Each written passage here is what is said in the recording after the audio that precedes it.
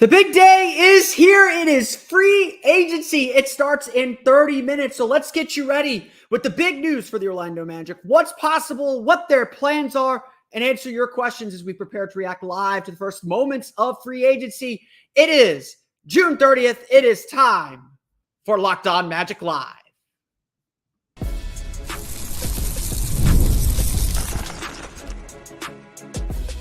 You are Locked On Magic, your daily Orlando Magic podcast, part of the Locked On Podcast Network, your team every day. And you are indeed Locked On Magic. Today is June 30th, 2024. It will be July 1st, 2024, the NBA New Year. The calendar flips over, contracts roll over, and we enter a brand new NBA calendar year. My name is Philip Rossman-Reich. I should put that back up. My name is Philip Rossman-Reich. I'm the senior writer over at OrlandoMagicDaily.com. Of course, follow me on Twitter at PhilipRR_OMD. On today's episode of Locked On Magic, we're going to go over everything you need to know to get ready for free agency, which again starts in about 30 minutes if you're watching us live on YouTube. If you're listening to us, you can skip ahead 30 minutes to get to the live reaction to free agency. I'm going to take this time, of course, to answer your questions. I do see your comments there on the YouTube page. I will be getting to those very, very shortly. And prepare to kind of preview what we can expect from the Orlando Magic. Things that may be relevant tomorrow or could be irrelevant here in 30 minutes as well. We're going to get to all that coming up here in just a moment. But first, I want to thank you all again for making Locked On Magic part of your day every day. No matter when you listen to us, whether you're watching us live, listening to us first thing in the morning, or whenever you listen to us, we truly appreciate you making Locked On Magic part of your day every day. Remember, there's a great Locked On podcast covering every single team in the NBA. Just search for Locked On and the team you're looking for, the Locked On Podcast Network. It's your team every day.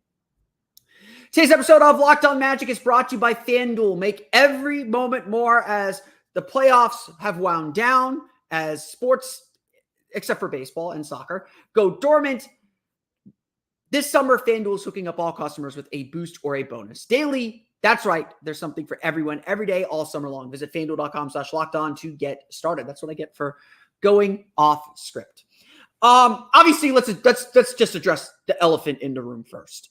Last night, Adrian Wojnarowski of ESPN reporting that Paul George, the big fish in free agency, the guy that is potentially the only max free agent who is going to move teams this offseason, will take a meeting with the LA Clippers, the team that holds his rights at the moment, the Philadelphia 76ers, and the Orlando Magic. Now, reporting has come out here in the last few hours. I think we can say last few hours that suggests the Philadelphia 76ers are indeed the favorites to land Paul George. And I don't think that's necessarily a surprise. I've had Paul George as a sort of surefire Philadelphia 76er for a while. They have an MVP candidate in Joel Embiid. They have a ton of resources to still add to their roster. They are closer to a championship, or at least more provably closer to a championship than the Orlando Magic. This is not to knock the Orlando Magic. I'm going to come back to them here in a second.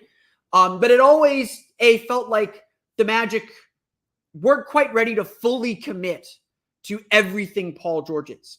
As I said on my previous pods, talking about Paul George, I don't have a basketball reason not to pursue Paul George. There's a lot to say about Paul George. He is still an all-star level player. He is an elite catch and shoot three-point shooter. Would give the Magic that element that they so desperately need. And he gives them the versatility as someone who can attack, can create, can be a scorer in his own right beyond just three-point shooting. That kind of versatility is what the Magic are looking for. Plus, he has the size. Plus, we know he can play some defense. The concerns with Paul George have always been about injuries. He had a healthy season last year, but he has struggled with injuries throughout his career, and age. He is entering his year 34 season. If you sign him to a 4-year deal, he will be 38. This is Paul George going for his last big contract. I have been very skeptical on the Magic pursuing Paul George on two fronts. First, that the Magic would want to commit essentially all of their $50 million in cap room to Paul George, to one player. They have multiple needs on this roster. We're going to address those here in a minute.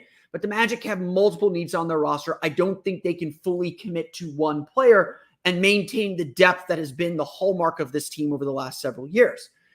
The years are also very concerning. I think the Magic want to maintain some nimbleness, maintain some financial flexibility, while the salary cap is going to increase. We saw that the salary cap numbers come in today, a little bit lower than expected, $140.5 million, $140.5 million salary cap.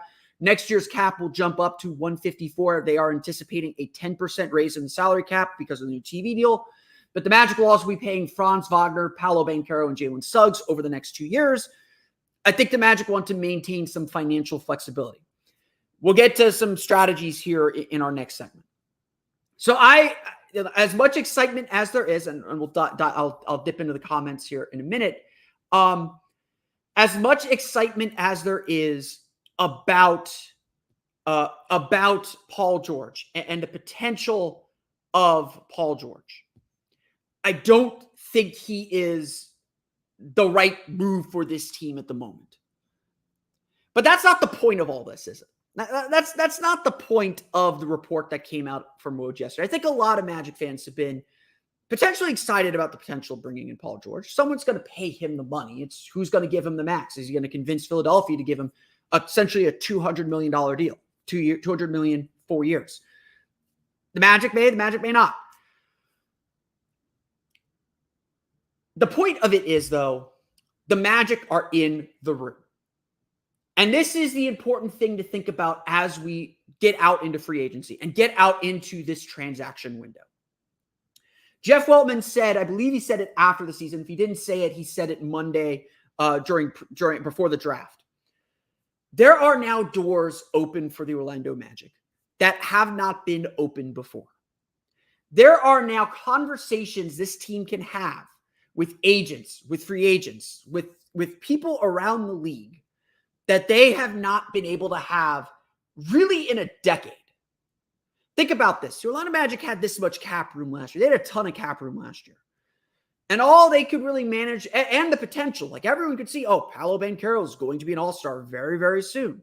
This team was the last team eliminated from playoff contention. They were essentially a 500 team from December to the end of the season. Everyone could see this Magic team was coming, and yet the biggest free agent the Magic got was a 2-year, $22 million overpay for Joe Ingles. Now, some of that, I think, was intentional. Some of that, I think, was Jeff Weltman saying, I believe in what we have. I believe in the culture we're building. Let's keep it together. Let's give this team a chance to grow. Let's see what we have before we go out and make moves and adjustments.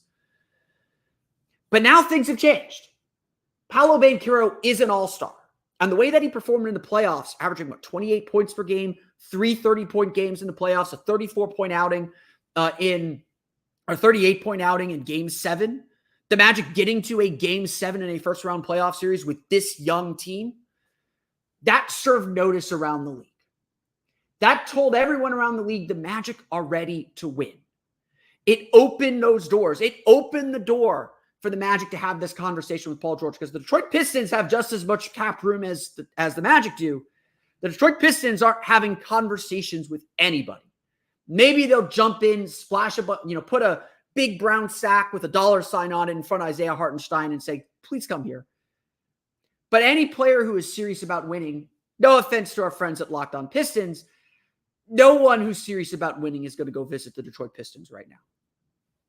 The Magic may not be the favorites to land Paul George, but they are in the room. And that means every move, and this should be obvious, but every move the Magic make from here on out is about winning. It's about getting this team closer to a championship. Every trade, everything we talk about now is about that goal. I would argue a lot of this offseason is about making the team better, don't get me wrong. But it's about setting the chessboard for when the Magic don't have this cap room. They have a 2-year window to spend some money. And obviously, you have to spend some money this year to get to 90% of the salary cap so that they can get luxury tax payments and avoid that massive cap hold. The Magic are going to spend this summer. The question is, how aggressive are they going to be? And being in the room with Paul George, having that door open to them, should mean that they are very, very aggressive. This is, as Jeff Weltman loves to tell us, an exciting time to be a Magic fan. It really is. Because while the Magic may not end up signing Paul George, and I'm again, we'll see if I'm lying here in 20 minutes. I am skeptical. I am skeptical that they will give a 4-year deal to Paul George. I'm skeptical that they would give a 4-year max to Paul George. They're not desperate to win a championship. They know their window is open, but not closing on them. I am very skeptical that the Magic would kind of push all their chips in for Paul George at his age, with his injury history, knowing this team's hesitancy to spend, their desire to be financially responsible, their desire to be financially nimble. I don't think this is their all-in move. But also, it's very clear the Magic are in that room, they're in that conversation, and they have to be thinking about those big moves to push this team forward and make them contenders. So, if Paul George isn't the move, what is? We'll talk about some of the other free agency rumors. I'll get to your comments and questions. We'll get to that coming up here in just a moment.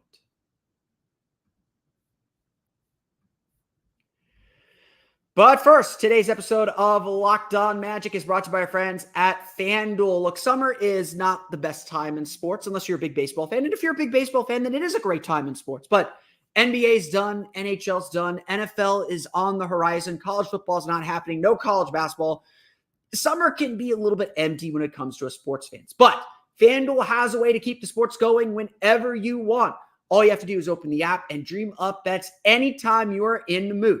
And this summer, FanDuel is hooking up all customers with a boost or a bonus daily. That's right. There's something for everyone every day, all summer long. Whether you're betting on futures, like the Magic winning the championship. I believe the Magic have the lowest odds to win the championship among all teams that made the playoffs in the Eastern Conference, especially before free agency. Go hop in and put some money on the Magic.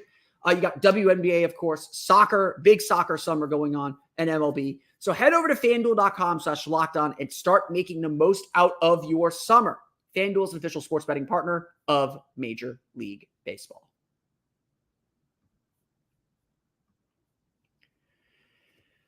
I want to thank you for joining us live here on Locked On Magic, or if you're listening to us on repeat or after the fact. Appreciate everyone for listening to Locked On Magic. After you're done with us here, and my plan is to go till about 7 o'clock, so we'll have plenty of time to get to your questions, plenty of time to talk about issues with the Orlando Magic. But once you're done with listening to us, be sure to check out the Locked On Sports Today 24/7 streaming channel. That's going to be your place to go and hear the biggest stories on free agency Sunday from the local experts like me who know what we're talking about when it comes to this team. Locked On Sports Today brings you can't-miss analysis, opinions, and news streaming 24/7 on YouTube or the free Amazon Fire TV channels that are part of the Locked On Podcast Network. That's your team every day.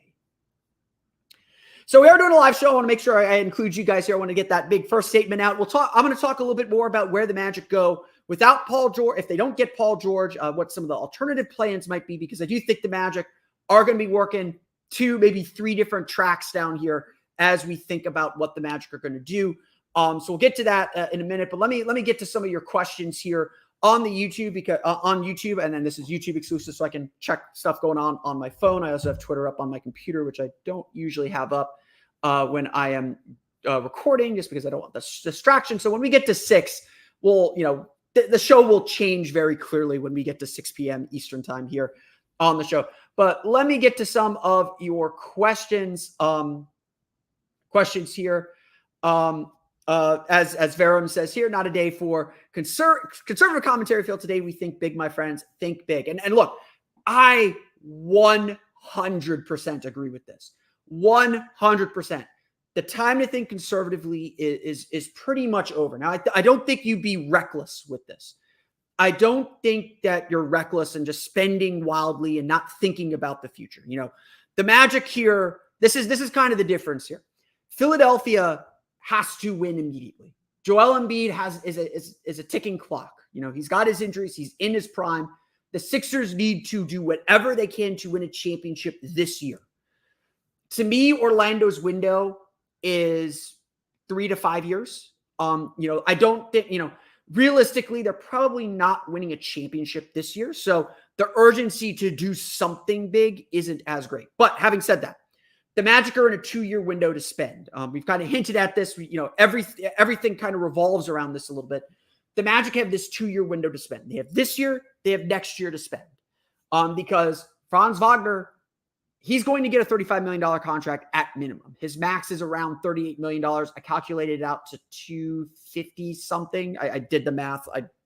I can actually look this up here real fast since I did the math already.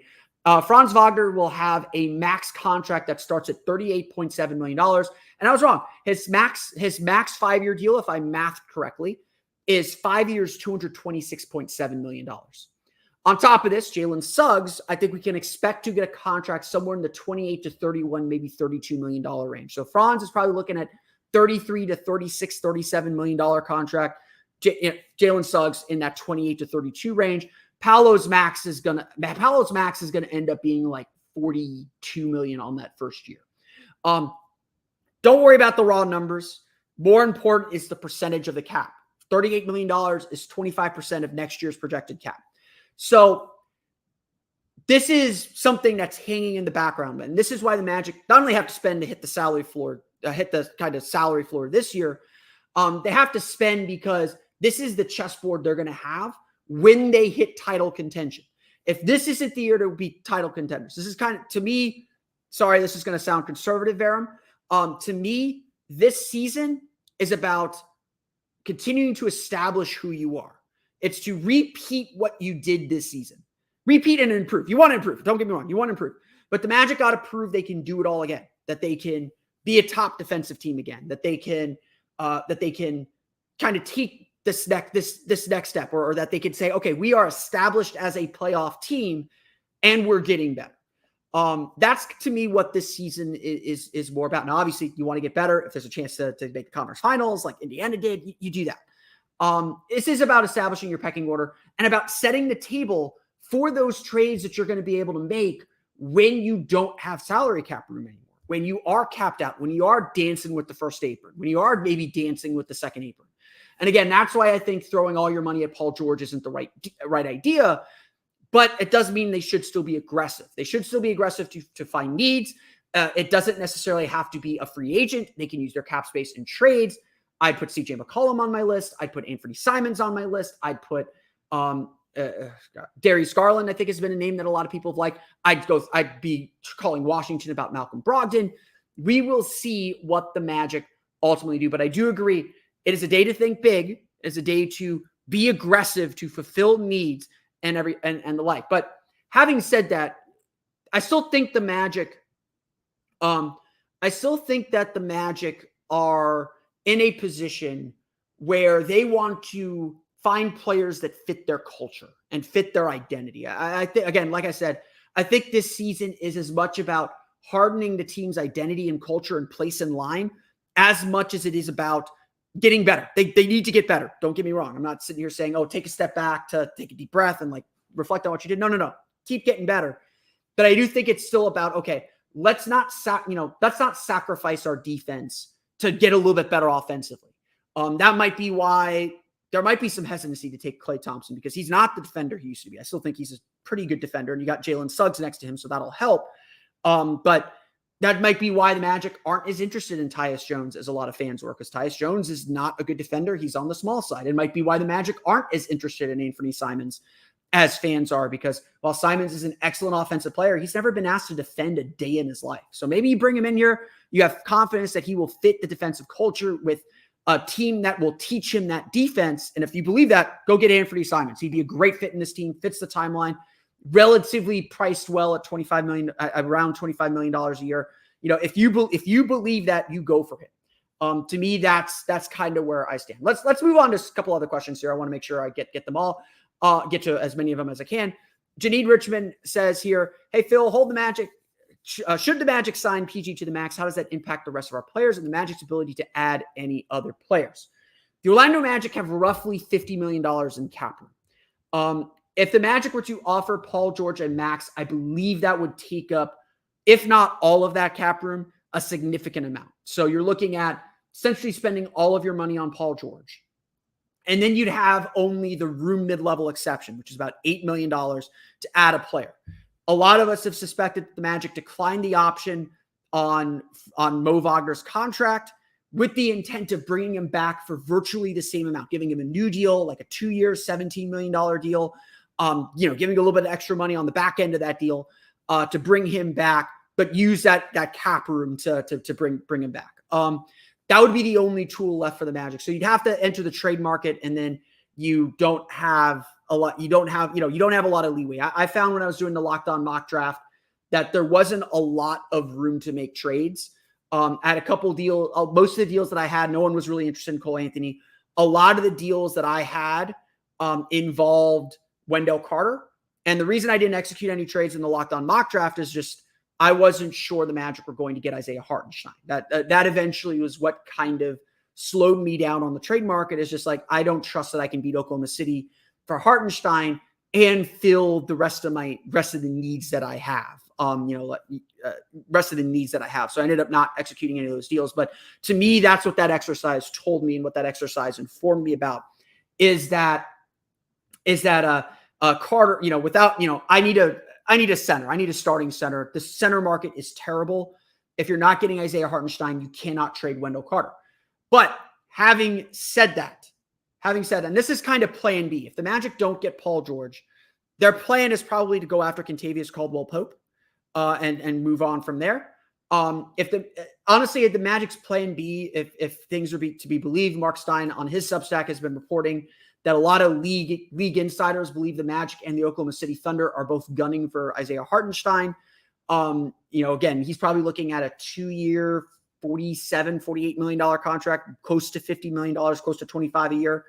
The Thunder obviously very much need a center to put next to Chet Holmgren. Plan B is probably to go after Hartenstein. And then you go after Hartenstein. And then as Mike Scotto on Hoops Hype reported, if the Magic do get Hartenstein, that means Wendell Carter is readily available in trades. And there will be, I think, a lot of suitors who will look at Wendell Carter. And yeah, he had a bad year. Yeah, he had the injury. But that is a versatile center. That is someone that can contribute and help a team. A big team on that front is New Orleans. I've had the New Orleans pegged as a potential trade partner for the Magic for a while. I've pitched to some of my New Orleans friends a Wendell Carter for CJ McCollum swap. There's been some people that are like, that's kind of interesting. There might be some details that need to be worked out. I haven't pitched that to him since the DeJounte Murray trade.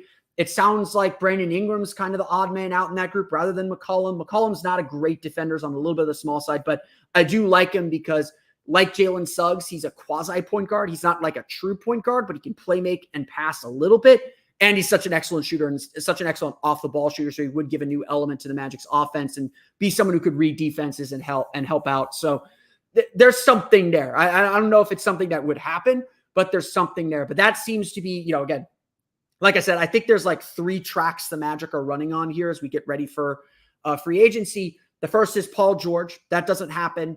KCP and some other signings is probably the other route. And then the other route beyond that is Hartenstein, and then make some trades and then add some players as well.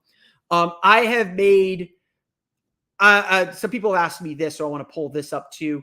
What's your favorite outcome for tonight, PG or KCP Hartenstein combo? I will caution this hour coming up here in 7 minutes might be a little bit boring. I think that a lot of the league is going to be waiting on Paul George.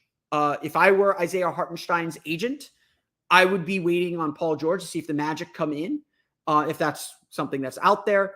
And so I don't know if we're going to get signings today. I don't know if we're going to get announcements today or reports today. If Paul George is truly going to take meetings with all 3 teams, and there's been some skepticism that he may actually take those meetings. If he's going to take those meetings, then we're going to wait, because the whole league's going to be in stasis waiting to see what Paul George ends up doing. That's going to be the truth. But I think getting both KCP and Hartenstein would be tough. That would essentially be all of the Magic's cap room. Like I said, I think they're reserving that $8 million room mid-level exception for Mo Wagner. You essentially have to spend all your cap room on those 2 players, because KCP is probably going to get a 2-year 50. Isaiah Hartenstein's looking like the same deal. So that's all your cap room. So I think that would be tough. If you're doing a Hartenstein, if you're signing Hartenstein, you're probably trading Wendell Carter for a starting guard. And then I would use my cap room. And again, this has been my thing all summer. I think the Magic summer spending is one like 25, one high level contract on a starting level guard or Hartenstein. And then you trade for a starting level guard. And then I'd sign a mid-level shooter to like $10 to $12 million. I've targeted Gary Trent Jr. for that spot. And then spend $5, $6, $7, $8 million on a third center to play behind Mo Wagner when Wendell Carter or Isaiah Hartenstein, whoever it is, gets hurt. And then if you have a little bit of money left, you could find someone for the minimum. Give me a veteran point guard to kind of be insurance that if Anthony Black isn't ready to play or if you just need the point guard help. So that's kind of where I'm at with the summer. I don't think they'll be able to get both. This has been a question I've gotten a lot here. Mr. Dari C says, can you explain if we will have cap space next season if we wait to extend Franz and Jalen until next offseason? That question is hard to answer today because we don't know what the Magic are spending now. Could the Magic spend I don't think he'd do this, but let's say they do a 1-year, $35 million deal with Klay Thompson. Let's just say they say, hey, we'll give you 40. Why not? Let's make it even. 1 year, 40 for Klay Thompson. Say, just come here for the money, play a year, and we'll figure things out next summer. That obviously releases $40 million cap hold pending for next summer for the Orlando Magic. And so they would, again, have cap room. They could spin that cap room forward a year. It's hard to predict what cap space will be. The cap is going to increase or is projected to increase by 10% next season because of the new TV deal. So they'll get a little bit of cap room from that, a little extra cap room from that, regardless. But saying what the cap space is going to be is I don't know. And because we could sit here and say I don't know, that's probably a reason to wait. A reason to wait for Franz and Jalen's extension. The Magic are bringing both back. There is no danger in my mind that either player is going to be gone. The Magic will probably put a contract on the table, say, hey, Franz, here's a 5-year deal starting at $35 million, 8% raises, whole 9 yards. We're going to put it on the table. You could sign it today. We'd be happy to bring you back. Or we can leave it here. We'll keep it on the table here, and we will bring it back next year, and maybe you'll be better, and we'll give you a max. Or it'll still be here. We're not going to decrease it because we believe in you.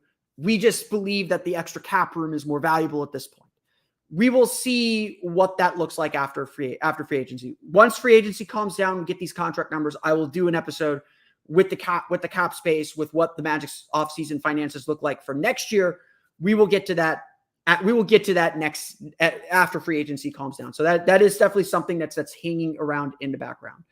I have to take an ad break here, but we will talk a little bit more about free agency. I'll continue taking your questions here, and then the show begins here in 2 minutes. We'll be right back in just a moment.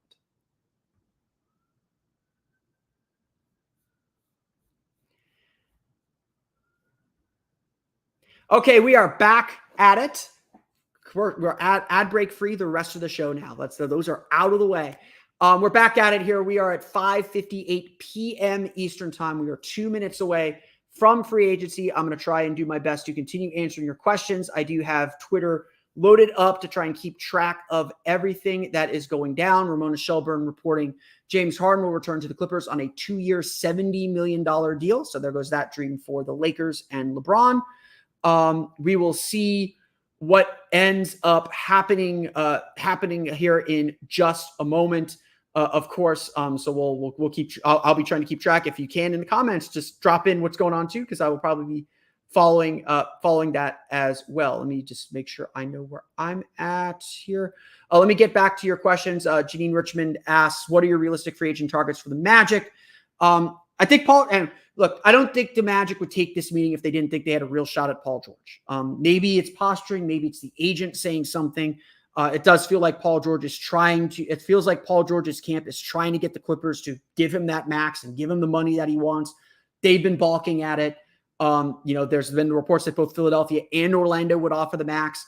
If that's the case, if money's equal, I think he picks Philadelphia, to be perfectly honest. I really do think that. I've always thought that from the beginning. That is a more ready-made championship team.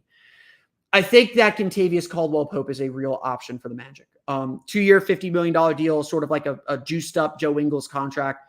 At the end of this is going to sound real conservative, and it's one of the reasons I don't love the idea, but I get it. essentially, to me, Kentavious Caldwell-Pope is just a better version of Gary Harris.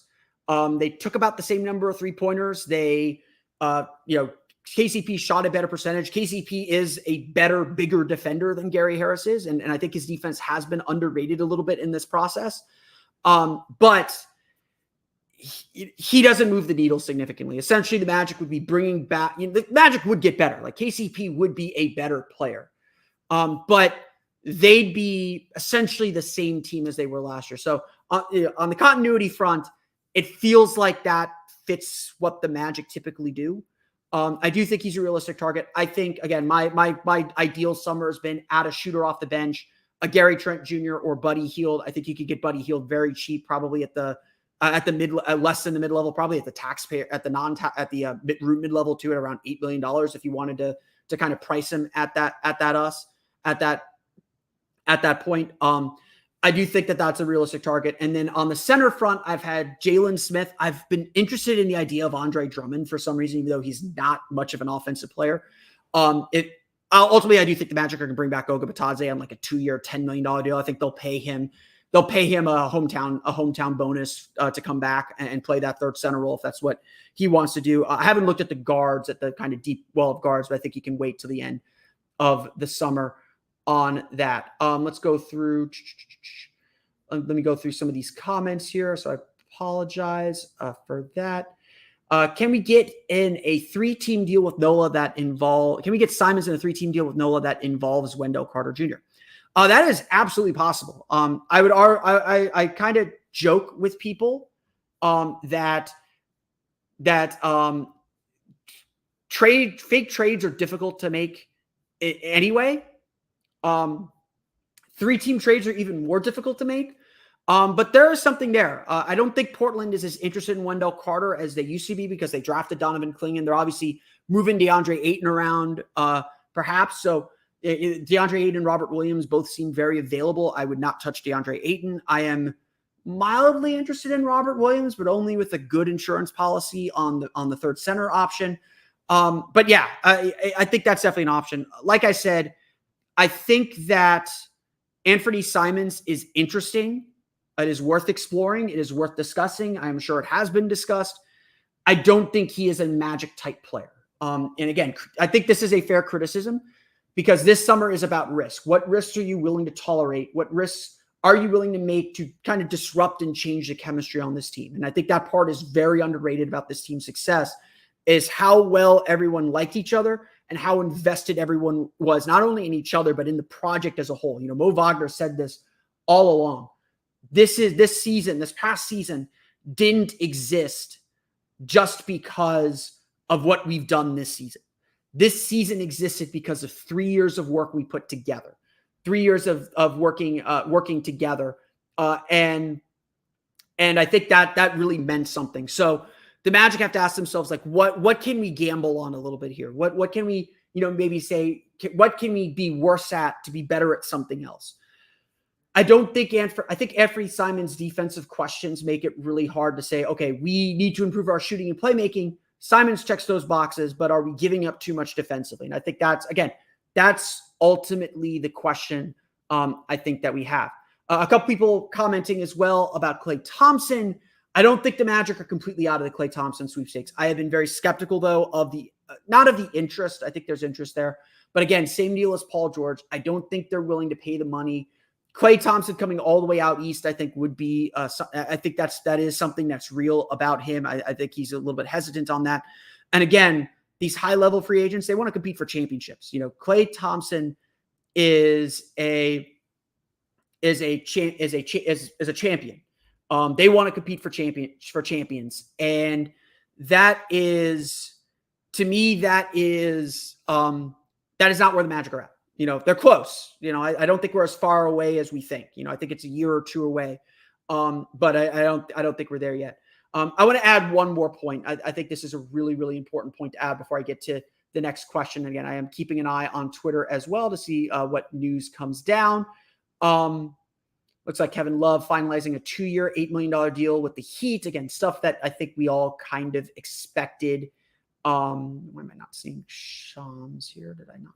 put that on? Okay, we're gonna go to my other account here. Yeah, there it is. Okay, let's make sure I'm caught up here. Kevin Love, Luke Cornett signed a 1-year deal. No surprise there. James Harden we talked about. We mentioned, at least we don't need to talk about it. Chris Paul's getting waived. Okay, we're caught up now. This season is about, this whole project is about Paolo Banchero. The reason why the Magic are in this position is because Paolo Banchero is that dude. And to me, it's really important to remember as we talk about all these free agents. And really, to me, the goal of free agency, the goal of everything right now is how do we make Paolo Banchero and Franz Wagner's especially make their lives easier? To me, that's the most important thing. Emphasize their development, emphasize their growth, give them chances still to explore their games, but how do we make their lives easier? And at the end of the day, you add a player like Paul George, great. He elevates this team. He makes this team better. I'm not going to pretend otherwise. But the question is, how much better is Paolo Banchero going to be? This team goes as far as Paolo Banchero takes them. All this other stuff is important. It needs to get done. You need to add to this team. You need to get better. But this team is Paolo Banchero. If Paolo Banchero becomes a top 5 player in the league or top 10 player in the league, the Magic are going to be championship contenders. If he plateaus in any way, they're going to be where they're at. If he gets worse in any way, they're going to fall down. This project is about Paolo Banchero. And it's a lot to put on one guy. I hate doing that, but that's the reality of the league. The Mavericks are Luka Doncic. The Pacers are Tyrese Halliburton. The Cavs are Donovan Mitchell. The Heat are Jimmy Butler. The Bucks are Giannis Antetokounmpo. The Sixers are Joel Embiid. The Knicks are Jalen Brunson. The Wolves are Anthony Edwards. The Nuggets are Nikola Jokic. The Thunder are Shai Gilgeous-Alexander. The Lakers are LeBron and AD. The Suns are Devin Booker and Kevin Durant. You can go down the entire list. It's all about the stars. And the Magic have a really good young star in Paolo Banchero. So they're on the right track. They're on the right path. But ultimately, their success and everything else we talk about is about how much better Paolo Banchero gets. And I feel like that is a really important point to talk about. Here's Rafa Casanova asking odds that Joe Ingles is back. I mentioned that we'll get to the Woj report here in a minute. I mentioned earlier that I have that kind of third point guard spot, carved out for a veteran. Essentially, I do think the Magic need a Joe Ingles type on their team. Just a veteran, knows what he's doing, comfortable with whatever the coaching staff wants him to do, all that stuff. I'd like it to be a point guard because it doesn't seem like the Magic are chasing a point guard anymore. And we know that's such a big need for this team. So just having an old head to kind of organize the team. I don't think it's Chris Paul, by the way. Chris Paul, I think, still wants to win, wants to compete. I don't think he's looking to come off the bench. I think he's a little too ball dominant for what the Magic are looking for. A little too small for who the Magic are. So I don't think it's possible Joe Ingles is back. I don't want to say it's impossible, but I think, the Magic drafted Tristan da Silva essentially to play Joe Ingles minutes. Are you going to slide Joe Ingles into Chuma Okeke's role? Maybe that's fine. I think the Magic are pretty well set at that forward position. I think they'll add a forward to someone who can play the 3, maybe the 4 in free agency as well. So I don't think that is quite where we're at here. Here's Adrian Wojnarowski, though, 2 minutes ago. Klay Thompson plans to have discussions with the Mavericks, Lakers, Clippers, and 76ers in the opening hours of free agency, sources tell ESPN.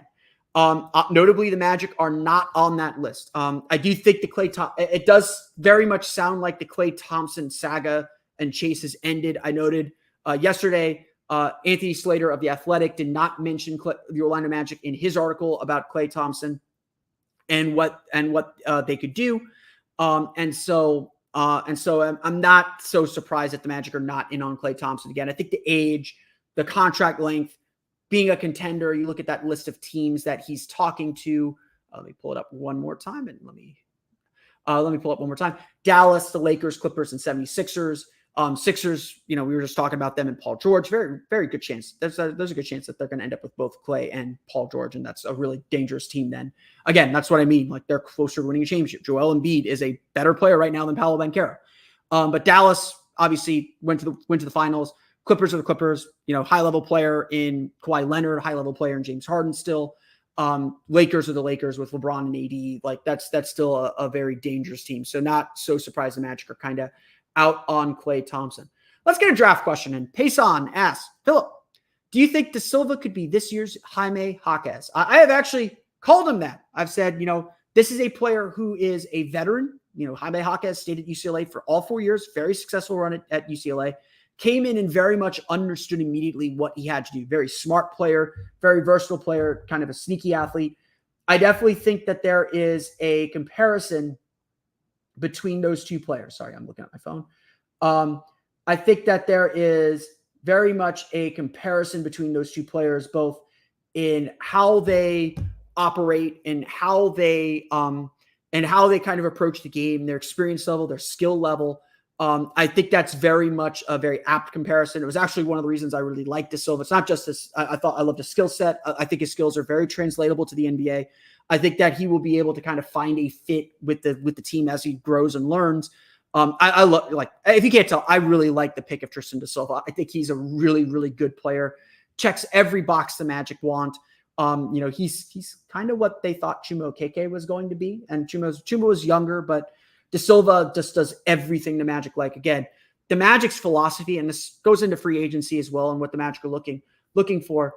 The Magic's philosophy is to have players who do everything. They want players to do everything. They want players they want players to be able to play make from odd positions and to be smart on that front. And so this is how the team is built. They want to be big, they want to be athletic, they want to be versatile. And that's what they saw the Boston Celtics. The Boston Celtics just won the championship playing this kind of versatile style. That's who the Magic want to be. Of note, let's get to some news here. Our friend Wealth God noting on ESPN's broadcast, which I am not watching, that the Brian Woodhorse saying the Magic are not spending money until they see what Paul George is doing. Let me get into this then. So I meant to get into this earlier. Let me get into this now. Friday, we were all in the building for Tristan De Silva's introductory press conference. And, I've been studying this free agent class. And if you probably can tell if you've listened to me here that I am very lukewarm on this free agency class. I am very lukewarm on this class. I don't think there is a perfect fit. I agree the Magic need to spend. They have to do something. And trades are hard. I don't like predicting trades. They're very hard to put together. So they need to do trade. They need to do something. It's not a great free agency class. And, obviously we were there Friday to celebrate Tristan De Silva and talk about him. So we were not asking Jeff Weltman any free agency questions, at least in the press conference portion of things. But people I was talking to are in the building, maybe not people that would have necessarily inside information. The vibes definitely felt very off about free agency and about the free agents ahead. Again, I am very skeptical that they're in on Paul George, but I did hear from some people that Paul George kind of has everyone in stasis. Like they're going to pursue him. They're going to put their best foot forward. They're going to see if they can get him. But everyone's going to be waiting for him to do his thing. He is the domino. You got the chain reaction. You got the whole domino board set up. He is the domino that has to fall before anything else happens. That is the truth of this matter. That is the truth of what we're seeing here in free agency is he's the big fish. Everyone who's got money is talking to him first. They're not moving until he moves. Because the Magic will probably tell Isaiah Hartenstein's agent, we are interested, but we are pursuing Paul George first. Give us X amount of days to figure this out. Give us X amount of hours to figure this out. And if that agent's smart, he'll either go to Oklahoma City and say, hey, the Magic are waiting. They are willing to offer this much. If you match it, we'll sign today and be done. Or he'll say, this is what the Thunder are offering. I think the Magic can offer more. We got to wait them out. Because the Thunder aren't going anywhere. There's only one center on the market. Hartenstein controls the center market. And so the center market also waiting on Isaiah Hartenstein. He's going to be in demand. Detroit's going to probably go after him too because they love centers. It's definitely tricky here. It is definitely tricky.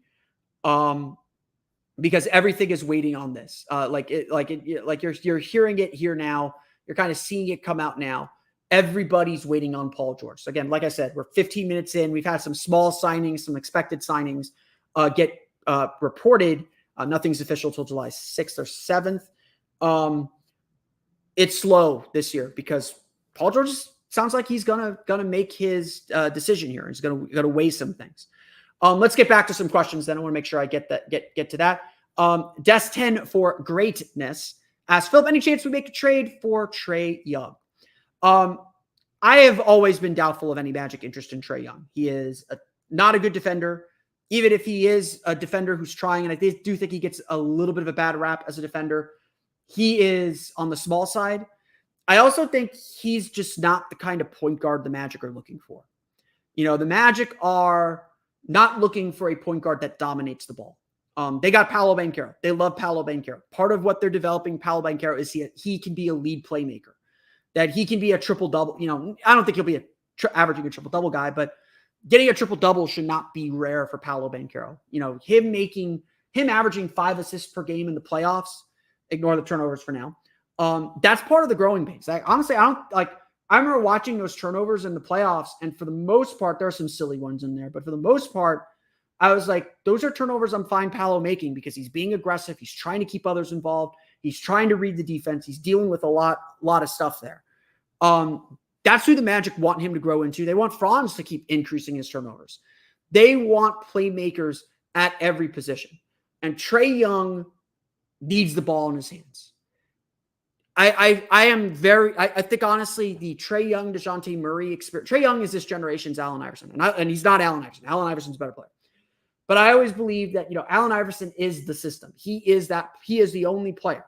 And you saw when he started to decline, when Denver traded him to Detroit, he couldn't become a role player. He couldn't play with another star or play off someone because Allen Iverson plays one way. And that's not a bad thing. Allen Iverson's all-time great. Love watching Allen Iverson play. Trae Young, one of the great offensive weapons in this league. He makes your offense that much better, but he doesn't play off anybody. Him and DeJounte Murray struggled to kind of find that right balance. And I don't think he would successfully find that balance with Paolo Banchero. I think it would be a real struggle. Like, would the offense be better? Sure. Would they win in the playoffs? That I'm not convinced of. And so the assets it would take to get Trae Young, and it would take a lot because, Atlanta kind of threw out DeJounte Murray. That was their move. They're building around Trae Young. Trae Young is their guy. They're going to stick with him, I think. I just don't think he is a fit for this team in any way, shape, or form. Let's go through. We've talked about Paul George plenty. A lot of things about point guards. Yes, the Magic need a point guard to facilitate, but we'll see that there. Let's see here. Let's talk about this. Time-Lapse Marvels says, so Philip, is there 100% certainty at this point with all the quote-unquote non-moves the Magic have done with some of their current players that they're about to do something big with either one or more players? So maybe I'm missing where this question's coming from, but I'm going to take it this way. So I apologize, Time-Lapse, if I'm not exactly answering your question here, but the big thing that the Magic did yesterday was deadline day. It was deadline day for a lot of things, for a lot of contracts around the league, because today is the calendar year. The calendar year flips over. It is officially the 2024-25 season. If I were still numbering my episodes by seasons, this is season 9 of Locked On Magic. Today is the season premiere of Locked On Magic because it's July 1st. That is the new NBA season. That's how things are split up here. So the Magic yesterday had a lot of decisions. They had, Joe Ingles team option, declined that. Mo Wagner team option, declined that. What that essentially did was that maximized their cap space. They have $50 million in cap room to spend. A lot of us believe that I was saying to a lot of people, like, if they waive Mo Wagner, they waive Joe Ingles, that means they need the cap room for something, that they're going to spend that money on someone or something. Like I mentioned before, Mo Wagner is, I don't see a scenario where Mo Wagner is not back with the Magic next year. I don't see anyone offering him, a contract that the Magic can't match, or a contract that isn't above that room MLE that the Magic want to spend on him. So I do believe the Magic waived him, very much understanding. I don't think the Magic would have waived it or would have declined the team option without knowing they were bringing him back on that team friendly deal. Or if that wasn't the case, that they knew they had a real shot at Paul George. Again, I don't know if they do. I'm still very skeptical that they do, but maybe that Woj tweet is coming. But everything the Magic have done does suggest to me the Magic believe they have a shot at Paul George, and that they needed the money for that. And so I do think that they'll bring back Mo Wagner. Is that a non-move? I mean, a lot of this stuff is just procedural. So again, I think the Magic would love to have Joe Ingles back, but they don't want him back at $11 million. They're done kind of spending $11 million for vibes and for a veteran player. They want someone who's going to contribute at that price. So that is kind of where I stand. Let's see here. Let's go to here. Stephen Morey asks, what are some theoretical Cam Johnson trade scenarios? You probably saw this come out earlier today. Some reporting connecting the Magic to Cam Johnson. The Nets are entertaining trade offers from several teams, including the Magic for the sweet shooting forward. I will admit, I had trade discussions with Locked On Nets about Cam Johnson. The deal that we had come up with was Wendell Carter, a 2025 second, and a 2026 first, I believe. We might have gone with that weird Suns Wizards pick that the Magic have. So there is a framework for a deal. Like I told him while we were doing the deal, while we were making the negotiations, is like, I can't trade Carter until I know I have Hartenstein. If the Magic do end up signing Isaiah Hartenstein, and I talked a little bit about him on Locked On Magic, or not on Locked On Magic, because this is Locked On Magic. I talked about a little bit on Orlando Magic Daily. Look, Isaiah Hartenstein, really good defender, excellent rebounder, especially great offensive rebounder, a great rim protector. He is kind of the prototypical center we think of. Great rim protector, plays above the rim, tall at 7 foot, big, like all that stuff. My concern with going after Hartenstein is he does not do much offensively besides dump downs and putbacks, which is fine. You can make a living. You can make a living on that. You can absolutely make a living with that. But my issue is his defense significantly better than Wendell Carter's? And the eye test would tell you no. Isaiah Hartenstein is bigger. He is a better rim protector. He's just a bigger body to move. And I do agree that maybe Wendell Carter isn't the answer at center. The Magic might need an above the rim protector like Hartenstein is. But Wendell Carter isn't that much worse statistically. He is worse. I'm not going to sit here and deny that. He is a worse defender. And again, this is where we talk about risk. With Wendell Carter, you have a three-point shooting center. You have a spreadable center. And I think Carter took too many threes. I don't think he dove into the paint. I don't think he worked the paint enough this season. But his ability to make threes is something the Magic need because they're so bereft of shooting elsewhere. Having a stretchable big is really valuable for this team as they are constructed now. If you get me Klay Thompson and Isaiah Hartenstein, maybe my ideas change on that. But with all the uncertainty with the Magic shooting, Franz Wagner getting back up to 35% would go a long way.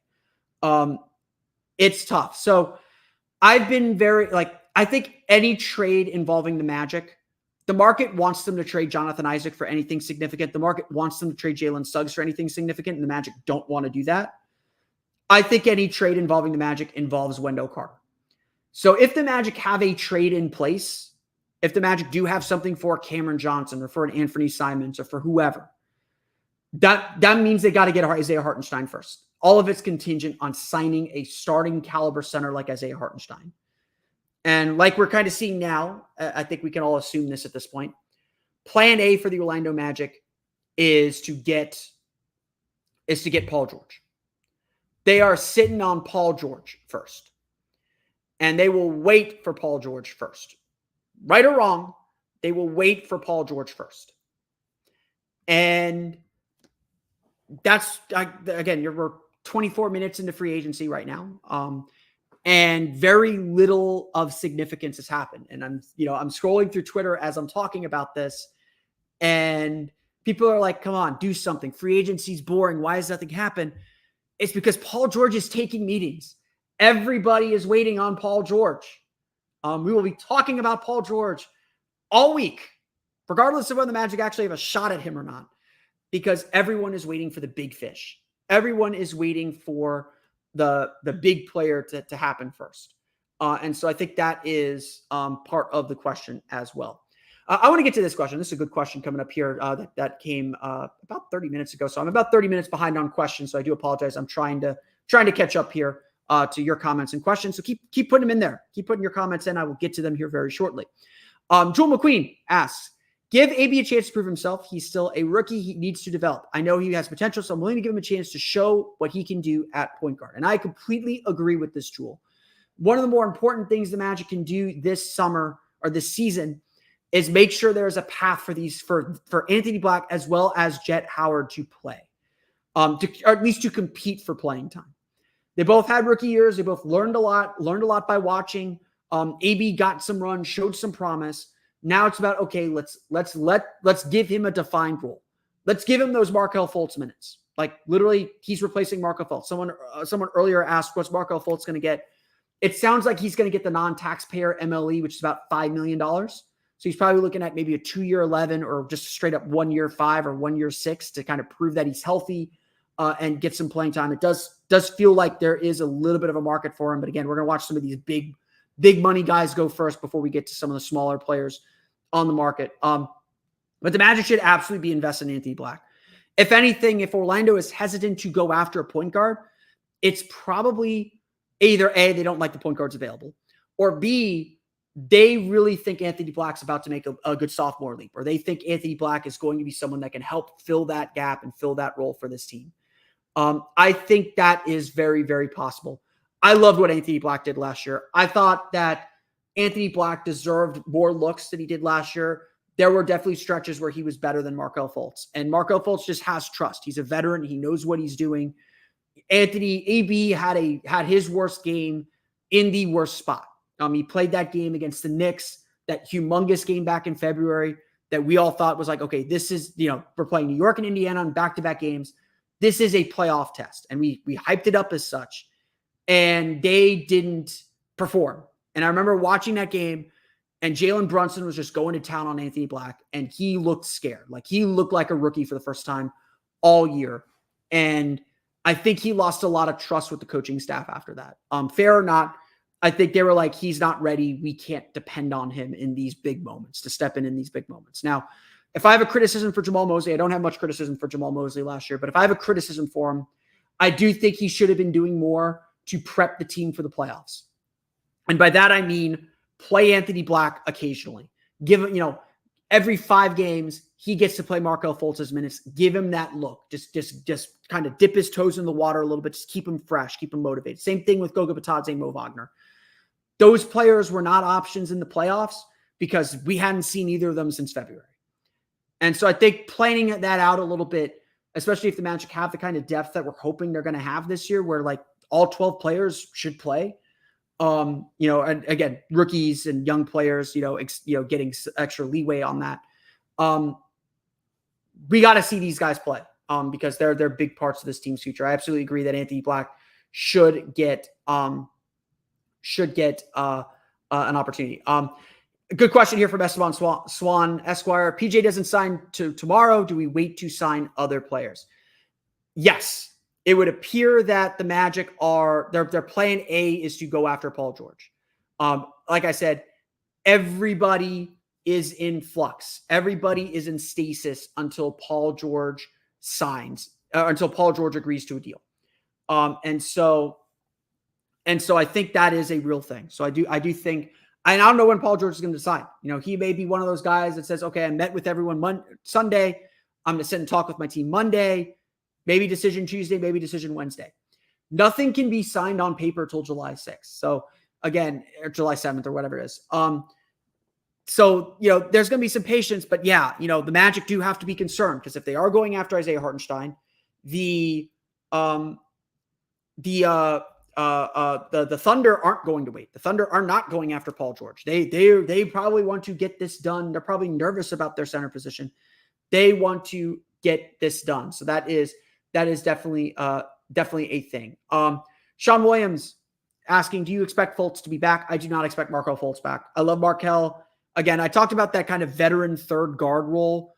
Fultz would be a really good option for that veteran third guard role. But again, you want to play Anthony Black. And so I think Fultz is gone. Like just for where this team is at, the shooting that they need, what they need to be successful. Markelle Fultz, just, I don't expect them to bring Gary Harris back. I think Harris would also be very helpful for this team. I think that is something there too. Again, a lot of people mentioning this. I want to bring this point back up about KCP. KCP averaged about 10 points per game, not much better than Harris.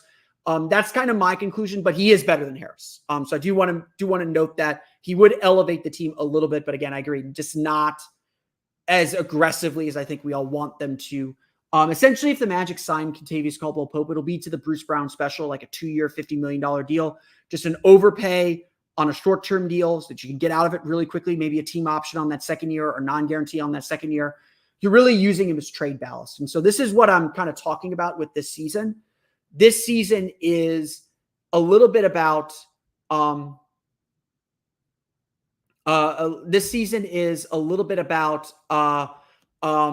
what's it called? I'm distracted because Sham just tweeted something that I will talk about here in a minute. This season is about setting the table for future trades and for how this team develops and grows as they bump up against the salary cap, as they bump up against the luxury tax, when they don't have the ability to go out and spend in free agency or kind of be aggressive in trades. These are the players that you're trading to get better. And so again, I'm not against Tyus Jones. I would not mind signing Tyus Jones. I think he is flawed. I don't think he's the answer, but he is someone that can help you get the answer is what I'm getting at. You need the salaries to help you get the answer as well. So lots to get to there. Lots to talk about there.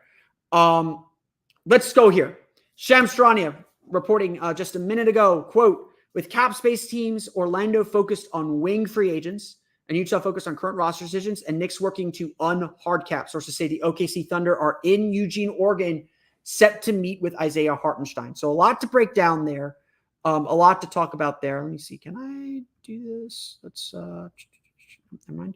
Trying to figure out how to share my screen here, but I can't. Let me figure out how to do that. Nope. Share screen. There we go. Screen. Let's go. Sorry, let me find my Twitter thing here. There it is. Let's share that screen. Let's share a screen. Why don't we here?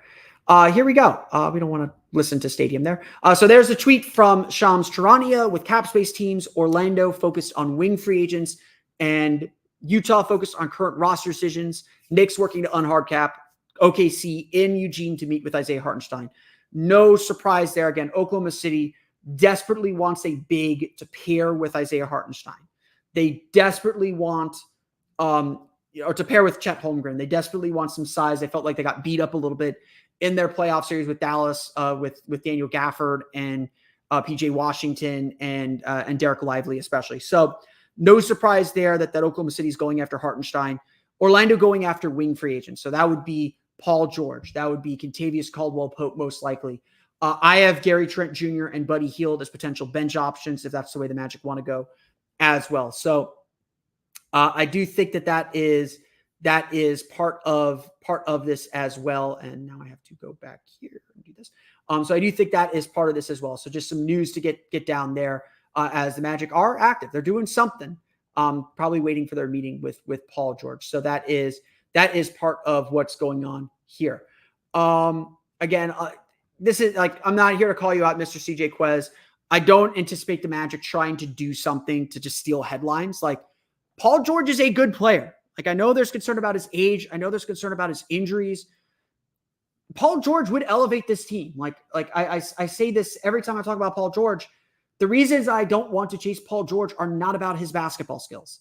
He is an excellent basketball player. He would be a great basketball player for the Orlando Magic. He is an elite catch and shoot three-point shooter. Last year, he shot better on catch and shoot three-pointers than Klay Thompson did.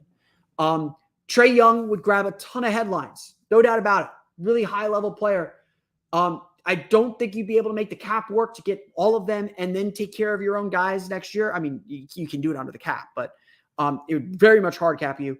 Trae Young, I don't think is the answer for this team. Yes, he is a high assist guy, but he needs the ball in his hands a lot. I don't think that's what the Magic are looking for either. So, definitely a lot to go there as well. Let's see here. Vera putting me on the spot. So, Phil, who do you want? I actually like the Klay Thompson idea. I'm not going to lie. I think that if it were me, I would have said the risk that I would have done is I'll do 2 for $70 for Klay Thompson. I'm not going to do more than that. I want maybe some protections on that second year, maybe partially guarantee that second year. I would do 2 for $70 for Klay Thompson. I think that just, to me, the biggest thing for the Magic this year is they got to increase their 3-point volume. I want them to shoot better from 3. It's important they shoot better from 3. Being a bigger threat from 3 will open everything else up. And so even if Klay Thompson is washed, even if he is not the same player, last year Klay Thompson shot 39% from 3. It was the second time in 3, only the second time in his career he shot worse than 40% from 3. And so I don't want him on a long-term deal. I don't want to sign him for 4 years or anything like that. But Klay Thompson shooting 39% from 3 and taking 8 3-pointers per game would transform this offense. It would give this team so much more space. And Klay, he's certainly not the defender he was, several years ago or before the knee injury. He knows how to defend. He's not going to be Joe Ingles wasn't a good defender, and Klay Thompson's a better defender than Joe Ingles. But Joe Ingles knows where to be on defense. He still did good things defensively. You had to limit him a little bit and be careful with him and protect him a little bit, but he would still make defensive plays. And I think Klay Thompson can still do that. And so to me, of all the options we had, Klay was the guy that I really wanted. I've talked a little bit about KCP. I agree he is not as meaningful an upgrade over Gary Harris. He is an upgrade over Gary Harris. He would be a better Gary Harris, but he would be a better Gary Harris. He wouldn't be a new element to add to this team. He wouldn't increase and improve the playmaking. I think I get going in for Paul George. I think it's too much of a cost. I'd sit and listen. I'd take the meeting, but I would, the minute I'm done with that meeting in LA, I'd go to Eugene and talk to Isaiah Hartenstein. I'm not as high on Isaiah Hartenstein, but if I have a deal in place for someone significant, I'd be for the risk on Anthony Simons. I'll be real. I would do the risk on Anthony Simons. I would go for that. I'd say, okay, he's a young player. We can teach him. If he shows that he can be committed to us, we can teach him. To me, that is a risk worth doing, but it's hard. The bench guys, I more know who I would target on the bench guys. If Goga Bitadze doesn't want to come back to be a third center, Jalen Smith, Andre Drummond are kind of my low-end centers that I would chase. I would chase Gary Trent Jr. to come off the bench and be your Jet Howard insurance. And again, it's all about having guys you can trade. It's all about being able to say, okay, we got this guy and this guy to trade for a better player. You can do, it's about setting that table. Those are the guys that I would go after. Again, I'm not enamored with this free agent class, and I think the Magic are looking for very, very, very specific things on this market. So that's kind of what I think. My good friend Meatwad 4343, Aqua Teen Hunger Force, number 1 in the Hood G. Thoughts on Chris Paul? Could be table setter Paolo wants and could probably give you 15 to 20 minutes a night. I don't hate the idea. There was times this year that I would think there were times this year where I thought that he would be a good addition and would be a good option for this team during the season. I thought, trade for him, gives you that point guard stability, gives you that veteran. But he's not the right fit. He is too small. We know this team likes size. He is a step slow. He just did not look right all year long. And he's still someone that needs to dominate the ball. I don't think you could play him off the ball. And the tricky part about what the Magic are doing is they're looking for very specific types of players to grow and develop around their core. And their 3 core guys are Paolo, Franz, and Jalen. They're looking for very specific guys to develop around them. And they're hard to find. The ideal point guard for the Orlando Magic is Derek White. Boston's not making Derek White available anytime soon. So you got to find things that are closer. You got to understand what you're willing to compromise to fill the need, to improve, and to maybe try something a little bit new. I don't think the Magic want a ball dominant point guard. I've kind of been shying away from guys who are, like Trae Young. I did my whole diatribe on Trae Young. He's just too dominant. Like, he needs the ball too much to be successful. And I don't think the Magic are looking for that. I think that they're looking for someone who can spread the floor, initiate offense, create a little bit for themselves and all that. If there's a trade I would think about doing, and I don't love the contract, I don't love his defense.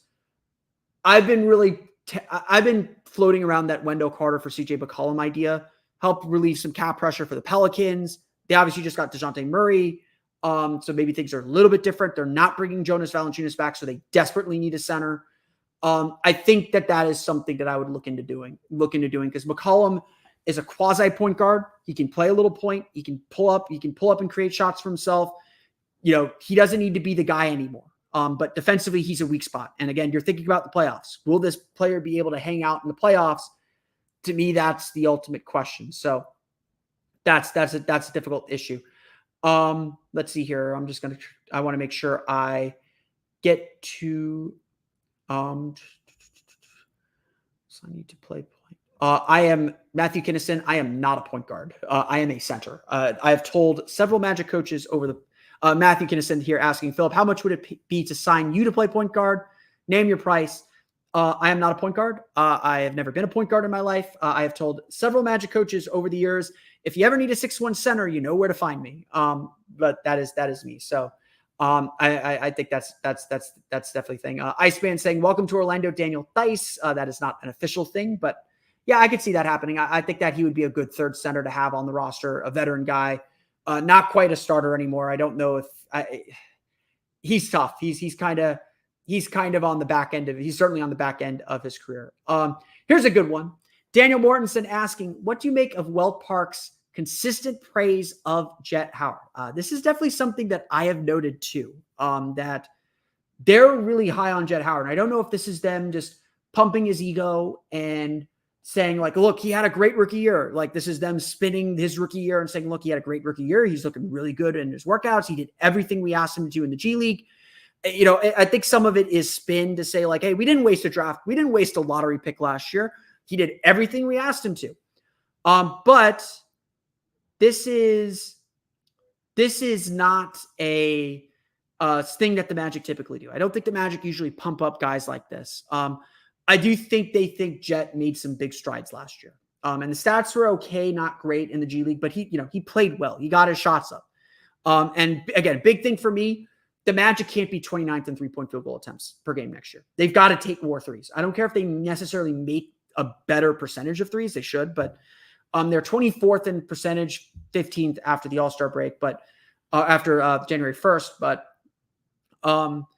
they've got to take more threes. And so to me, like you've heard the guys I'm talking about for that bench role, Gary Trent Jr., Buddy Hield, Klay Thompson. The reason I love Klay Thompson is like, give me a guy that's going to take 10 threes. Klay Thompson took, I think it was 34 games of 10 3-point attempts or more last year. The Magic had 11 total of players who took 10 or more threes in a game. They need volume shooters. They need guys who are going to be constant threats from three. And so if Jet Howard is that, and the Magic drafted Jet Howard to be that, we need to see if he can do that. Will he get the opportunity to take 10 threes a game? Probably not, but he's going to be out there to shoot. Like, that's what they want. And like, honestly, Anthony Black is a big story in Summer League. Jet Howard is a huge story in Summer League. I don't know if this is just spin from the Magic's part and to say like, hey, we've got a rookie coming in. His name is Jet Howard because he didn't play for us a ton last year. But it is definitely notable that the Magic are really talking up Jet Howard. I do think that is definitely a thing here. Let's see here. Let's make sure I'm grabbing everything. I'm just keeping an eye on the news. I don't think we're going to get news today. I've been pretty bullish on that. I think the league has really done, really put the fear of God into people to not tamper, to kind of like not do the excess like negotiating that we've seen before the clock starts. It sounds like, Paul, like regardless of anything else, if Paul George is going to actually take meetings, it takes time to take meetings. He actually has to go through these meetings. And so I think that is that is definitely something. I think that is why we're in this delay, is because Paul George has to be the first domino to fall. He sets the market for everyone else, sets the cap room teams off, because like you have two cap room teams that a lot of people want to join, sitting there in a meeting with Paul George first. Then things happen. So it's domino. Ty Knowles, good idea here. Aaron Holiday, you're in Orlando Magic. Not in Orlando Magic yet. That's just him saying that. I like Aaron Holiday. Good kind of back, at this point, back of bench guy. Good insurance for Jett Howard if that's where they want to go, though not the greatest shooter yet, but definitely something to think about there. So there are a lot of back end free agents, guys. I'm not going to sit here and deny that. Those guys are very, very, very, very available. But again, you're going to take care of the big fish first. I think that's what we're looking at. Reggie Bullock is not that guy for me. Ty Knowles. He is a little bit on the wash side. Jonathan Isaac, someone mentioning Jonathan Isaac here in the comments. Jonathan Isaac's going to be staying at $17 million. What he comes back for after next season will be a fair question to ask. But Jonathan Isaac's going to stay under contract. I don't think that is much of anything. I am catching up here very, very quickly because I've talked about a lot of the issues. Nostalgia, I would not expect Miles Bridges to be an option for the Magic. I don't think they're interested in him at all, just knowing the Magic's history as well. Jay Salim here asking, hey, Phil, what is the chance the Magic trade Wendell Carter? I addressed this a little bit earlier, but I'll repeat it here as well. If the Magic make a trade, Wendell Carter is the trade. That is the most tradable asset on the roster. And so I think that is a thing. That is a thing. I don't think it's necessarily 50-50. If the Magic strike out on Paul George, I think they go to Isaiah Hartenstein next or Kentavious Caldwell-Pope next. If they get Hartenstein, that means Carter's probably gone. So again, I don't know what that means. Jeffrey Cousins with a really good question to ask here because it's the nitty-gritty stuff that we all care about. Will Mac McClung ever wear an Orlando Magic jersey? Do you think his defense has improved in the G League? Mac McClung should be on an NBA roster. At the very least, he should be on a two-way spot. And the Magic right now have all three of their two-way spots open. Trevelin Queen is a restricted free agent. I suspect he will be back on a two-way deal, if not taking one of those last roster spots on the team. If it were me, I would give Mac McClung one of those two-way spots. This wasn't a fantastic rookie class. He was really good for Osceola. I think just to keep him on Osceola and to help Osceola out, giving him that little bit of extra money would help. Again, like point guard we're talking about, he really improved his point guard skills. More than his defense, he really improved his point guard skills. That was super impressive to me. As well. And so I think McClung really made some strides this year. It was really impressive. His three-point shots come such a long way. He's really improved his skills. To me, he should be a two-way guy at a minimum on an NBA roster at most. Like he is someone like, Trevelin Queen, like that dude is a fringe NBA player. Like he should be pretty close to graduating off his two-way contract. He just needs opportunity. Maybe he won't get that here in Orlando, but Mac McClung is like a right there with him. Like I think he's a really good player. I don't know if he'll be on a Magic uniform. I don't know what his plans are. I would like to see him. I would like to see him get a two-way spot. Get rewarded for his good season with a two-way spot. Get an opportunity, get a look with this team, and see what happens there. So that's just something to consider as well.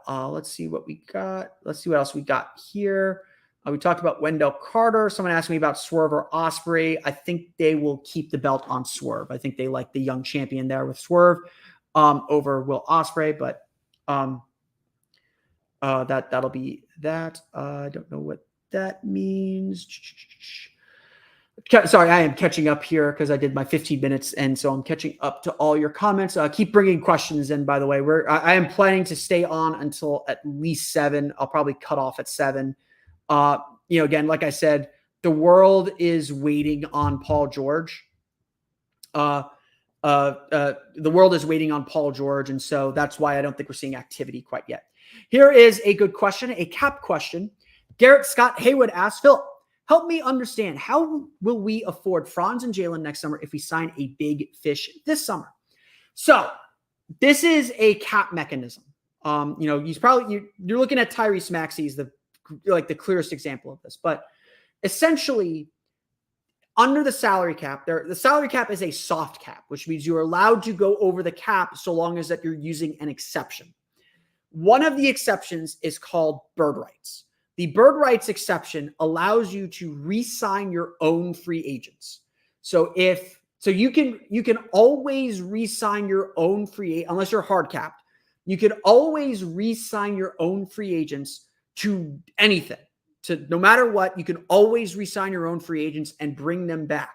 Now, you're always responsible for the luxury tax payments or any consequence of bringing those players back, but you're not restricted from re-signing your own players. So, regardless of anything else, the Magic can always re-sign Franz Wagner and Jalen Suggs because they're under contract for more than 3 years, and so they have full bird rights. Now, there are some technical things to this as well. There's a thing called early bird rights. If you have a player under contract for 2 years, you can re-sign them to, I believe it's 175% of their previous salary. This is why the Knicks can't bring back Isaiah Hartenstein. Isaiah Hartenstein signed a 2-year deal with the Knicks. They've only had him for 2 years, so they only have early bird rights. That would put them at $17.5 million that they can re-sign him and go over the cap. If they sign him to 18, they need cap room to sign him. They can't just say, oh, well, we have 17.5 early bird. Now we have $5 million. No, it doesn't work like that. So that's why Hartenstein's gone. That's why the Knicks can't bring him back. They don't have the cap. They don't have the cap exception to go over the cap to bring him back. And so the Magic, you can always re-sign your own players. The reason why a lot of us are saying the Magic will wait till next summer to bring them back, even if they bring in some big fish, is because in order to re-sign players, you have to have what's called a cap hold. Essentially, the NBA says, well, if you're going to go over the cap to re-sign your own player, you have to pretend for cap purposes that they are under contract for, I think it's 110% of their previous salary or something like that, or for in their case, like 200%, not 200%, like 110% or whatever it is. You can't have a situation, and this did happen for a while, you can't have a situation where a player is coming off of a second-round contract. This happened with Manu Ginobili, I believe. Manu Ginobili signed a second-round contract deal, came off that deal, and the Spurs said, oh, great, we have his bird rights. Let's go sign a big free agent and then give Manu Ginobili a max deal. The NBA didn't want that anymore. So they said, okay, yeah, if you're going to re-sign your own free agents, you have to put on your books this pretend year, this placeholder figure of 110% of their salary. So this is important because with Jalen Suggs is probably going to get paid $35 million or 30, like I said, $28 to $33 million next year. His cap hold is only for $23 million.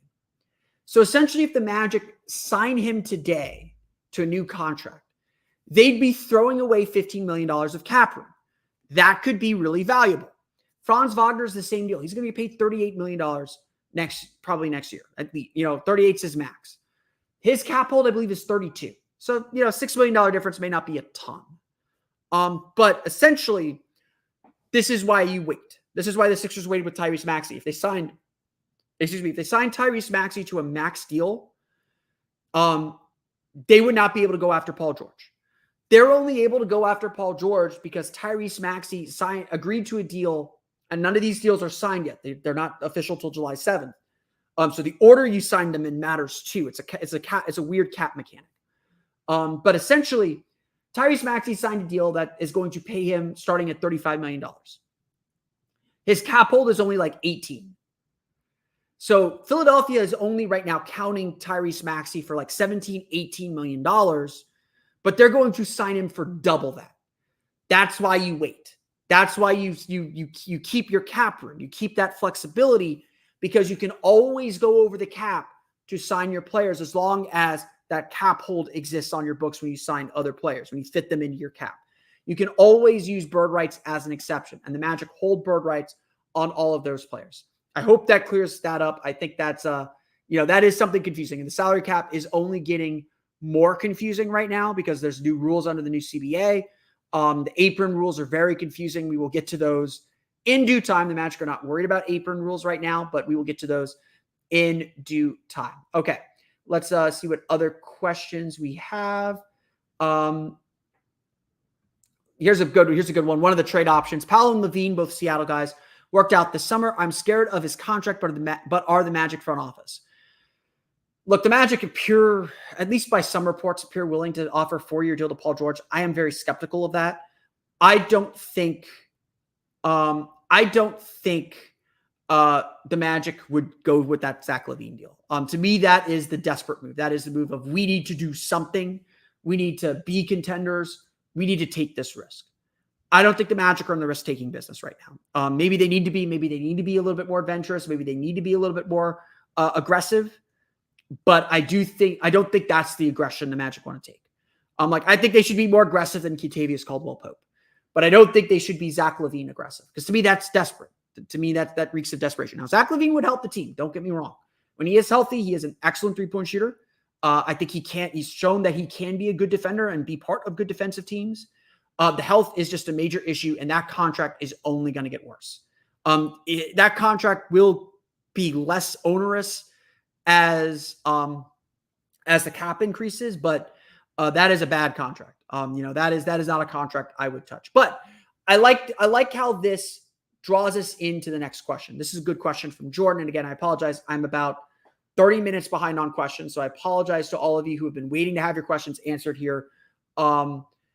Jordan writing, I read an article saying Paul George would instantly make Orlando contender. What would that team dynamic actually look like with all these fours? So Paul George has played some shooting guard with the Clippers. And essentially, this is a point that I make to a lot of people, and I think it still doesn't register that well with people. Your position is who you defend. Offense positions are fudgy. You could play anywhere. The Magic will be happy to play Franz, Paolo, and George together. I have no qualms about that. I think that works. It's about defensively. And Orlando likes to switch a lot on defense. So to me, having 3 bigger wing players, I don't have a problem with that. I think the fit is fine overall. What the dynamic is really interesting is, where does Paul George get his shots? How do you integrate Paul George into his shots, making sure he's involved, making sure Franz is involved, making sure Paolo's getting his shots. I don't mind Paolo decreasing his field goal load if he increases his efficiency and his percentage. Getting Paolo some assisted shots would go a long way too. Again, things to make his life easier. And I think Paul George would do that. The thing I've been kind of telling people about Paul George is it feels like Paul George wants superstar money without the superstar responsibilities. And for the Magic, I don't love the superstar money for that. But for the Magic, I like that actually. I don't mind that mentality, because the Magic want players that will be better and increase the talent on the roster. But they also don't want to take the ball away from Paolo Banchero and Franz Wagner. So, Paul George would probably be the number 2 guy on that roster at that point, and get, Franz's shots, I think, would decrease a little bit. The ease of his shots might increase though. But Paul George, I think, would be perfectly happy if, Paolo's going to work to get me 6 open threes a game. Bet I'll do that. Did I use that right? I don't know if I did. He would do that, and he'd be happy doing that, in my opinion. I think he'd be perfectly content doing that. And so I think there's a really good fit there. I really do think that there's a good fit with Paul George and doing that. Now, again, do you want to pay $50 million a year for that? That's the ultimate question. Do you want to pay $50 million to a guy who pretty clearly doesn't want to be the guy? Pretty clearly wants to defer to someone else. And, I'm good with that on this roster. I think that ultimately helps the Magic roster. But yeah, I think again, that's where I'm a little skeptical of this. I think that's where I'm a little skeptical on this. Let's see here. Let's go. Let's keep going through comments. A lot of people commenting on the Shams Charania wing desire for the Magic. Again, I think a lot of that is the Magic do believe in Anthony Black off the bench, and I think some of that is they believe in Jalen Suggs to be point guard, or to man the point and hold the fort steady and improve in that regard. I'm skeptical of that, but I would agree that in games 3 and 4 and 5 of the playoff series, especially after kind of game 3, the Magic had Jalen Suggs bring the ball up a lot more and organize a lot more. And I do think that helped the Magic's offense. And as Suggs gets more consistent, gets more confident. I want to see him add back driving to his game a little bit. We'll see. We'll see ultimately what they do. A lot of people noting that Chris Haynes, who I do not have on my alerts, does expect Paul George to make a decision today. Let me just see if I can find that. I don't see that tweeted out, so I can't confirm that. But we'll see. He's got to meet with everyone. We'll see what he ultimately does. Again, it's kind of, he's got to go through the meeting. He's got to go through his process and again, see that as well. Let's see here. You don't draft a guy top 5 to be a backup. I don't get hung up on numbers. Like I'll put this up there. Anthony Black was 6th, so he's not top 5, but you draft a player. You don't draft the number. Again, I people who've questioned Anthony Black, I'd say, okay, who would you pick? Who'd you pick in that spot? And I don't think that is quite there at the option. I am slowly catching up here. It is 7:00 here for those that are listening on replay. So we are certainly moving forward here. We have Shams Charania reporting the Clippers are actively working on trades to move Russell Westbrook. That could be a move to try and free up a little bit more room for Paul George or for something else. Again, you see a lot of moves right now to cut salary and all that. I am trying to get through all my questions here, David Erickson. I am about 30 minutes behind, so I am trying to move around here. I'm trying to go through all my questions. Again, if you have questions, please feel free to put them in. Here's one from Carlin Quarry. Again, apologies for butchering pronunciations. What do you think it would take to trade for Simonsville, or is it a lost cause since they drafted their center already? Someone pitched a 3-team deal with New Orleans. I think that would be something that would be very possible. In the Locked On mock draft, I did have discussions with Mike Richmond. We did a whole podcast actually where we did a mock trade discussion with Mike Richmond of Locked On Blazers. The deal that the framework for the deal that we kind of came up with was Wendell Carter and 2 first-round picks for Robert Williams and Anthony Simons. I wanted Williams back as insurance. I thought that he'd be a rim protector, a little bit better of an offensive player, a little bit more of an offensive player than Isaiah Hartenstein was, and kind of take care of my center need there.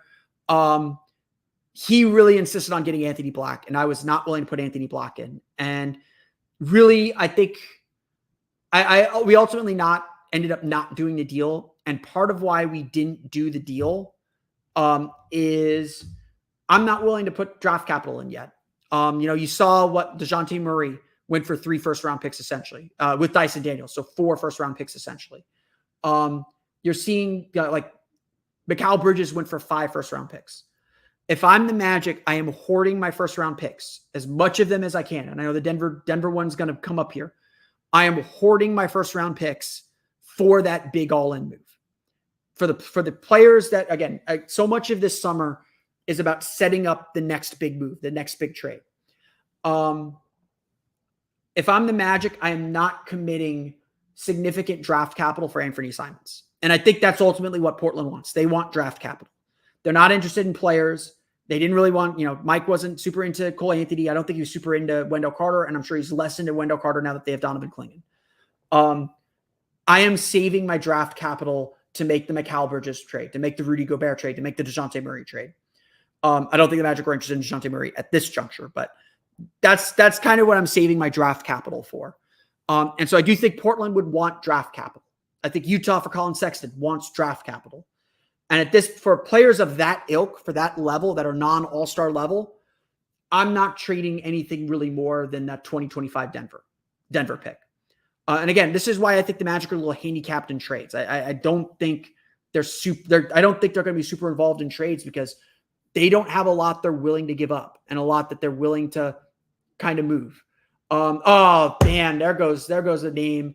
Let's get this up on the screen here. One of my center options off the board. Sigh. Andre Drummond plans to sign a 2-year, $10+ million deal with the Philadelphia 76ers. That's probably to be a third center around Paul Reed. If you're looking for what the Goga Patadze market looks like, I think this is it. But Andre Drummond was a center option that I had on my board. Someone that I thought would be an interesting option to bring in as that kind of third center, a rim protector, kind of a more traditional big man center when you need him for those certain matchups. But off the board now with Philadelphia 76ers. So there goes one of my free agent targets for the Orlando Magic. So we did get something. It took us till 7:05. It took us an hour into free agency, but we did get something there. Mr. Noor 77 says perfect pickup for the Magic would be Isaiah Joe from the Thunder. They decline his option. Lights out young shooter, overpay and make Thunder sweat. I like Isaiah Joe. A little bit on the small side, can play a little bit of point guard maybe. Isaiah Joe would be someone I chase after. Again, like $8 million, $10 million maybe. I wouldn't go crazy on him. But he's definitely someone there. Pablo Escobar asking, can we get one of Cleveland's guards? It really sounds like Cleveland's not going to break up that group. It sounds like they want to try again with that foursome with Jared Allen, Evan Mobley, Donovan Mitchell, and Darius Garland. I think any trade involving Darius Garland would cost Jalen Suggs or Jonathan Isaac, if not both. Probably not both, but it would almost certainly cost Jalen Suggs. Magic are not trading Jalen Suggs at this point. I have no thought of them trading Jalen Suggs at this point. He is far too important to what this team does, far important into this team's identity, to this team's culture. I just don't see them making a deal with Cleveland. Again, are they going to invest the draft capital? I don't think Cleveland's interested in draft picks. They want to win right now. They want players that are going to help them win. They're not going to trade Darius Garland for nothing. They might do that after they trade, if the Donovan Mitchell decides to leave. But they want to win. And so I don't see them doing that. I don't see the Magic being able to put together the kind of deal to make that work. So let's see what we got. Let's see what else we got here. I know people don't like my CJ McCollum idea. Again, I'm thinking guard who can shoot a little bit. I agree. I don't love the idea either. Terrible. Not a great contract. Someone asking about Luke Kennard. Luke Kennard, just not a good enough defender for me. Not big enough for the kind of positional size the Magic like. He's an end of summer guy. If I could get him for $5 million, I would think about it. 2 years, $10 million with option or non-guarantee on the second year. Don't love him, although it appears Kennard signed. I don't know if that's true or not. I haven't seen anything on that. So we will see there. Some people suggesting Brandon Ingram for Carter Cole in Denver's first. I don't love Brandon Ingram as a fit for this team. He is not Paul George. Paul George is better than Brandon Ingram. I would rather have Paul George than Brandon Ingram. So I think that is part of the equation there too. So that's true. Let's see what else we got. Some people thinking maybe Joe Ingles comes in as a coach. This is an important issue actually. Someone asking, since Joe Ingles won't get $11 million anywhere, really loves it in Orlando, loves it for his family, especially. Could you see Ingles wanting to stay in Orlando, beginning his coaching career in the open Tippett slot? I think it's possible the Magic bring back Joe Ingles. I don't think it's impossible, but I think Ingles wants to be with his family. I think that's the biggest thing. That's one of the big things for him.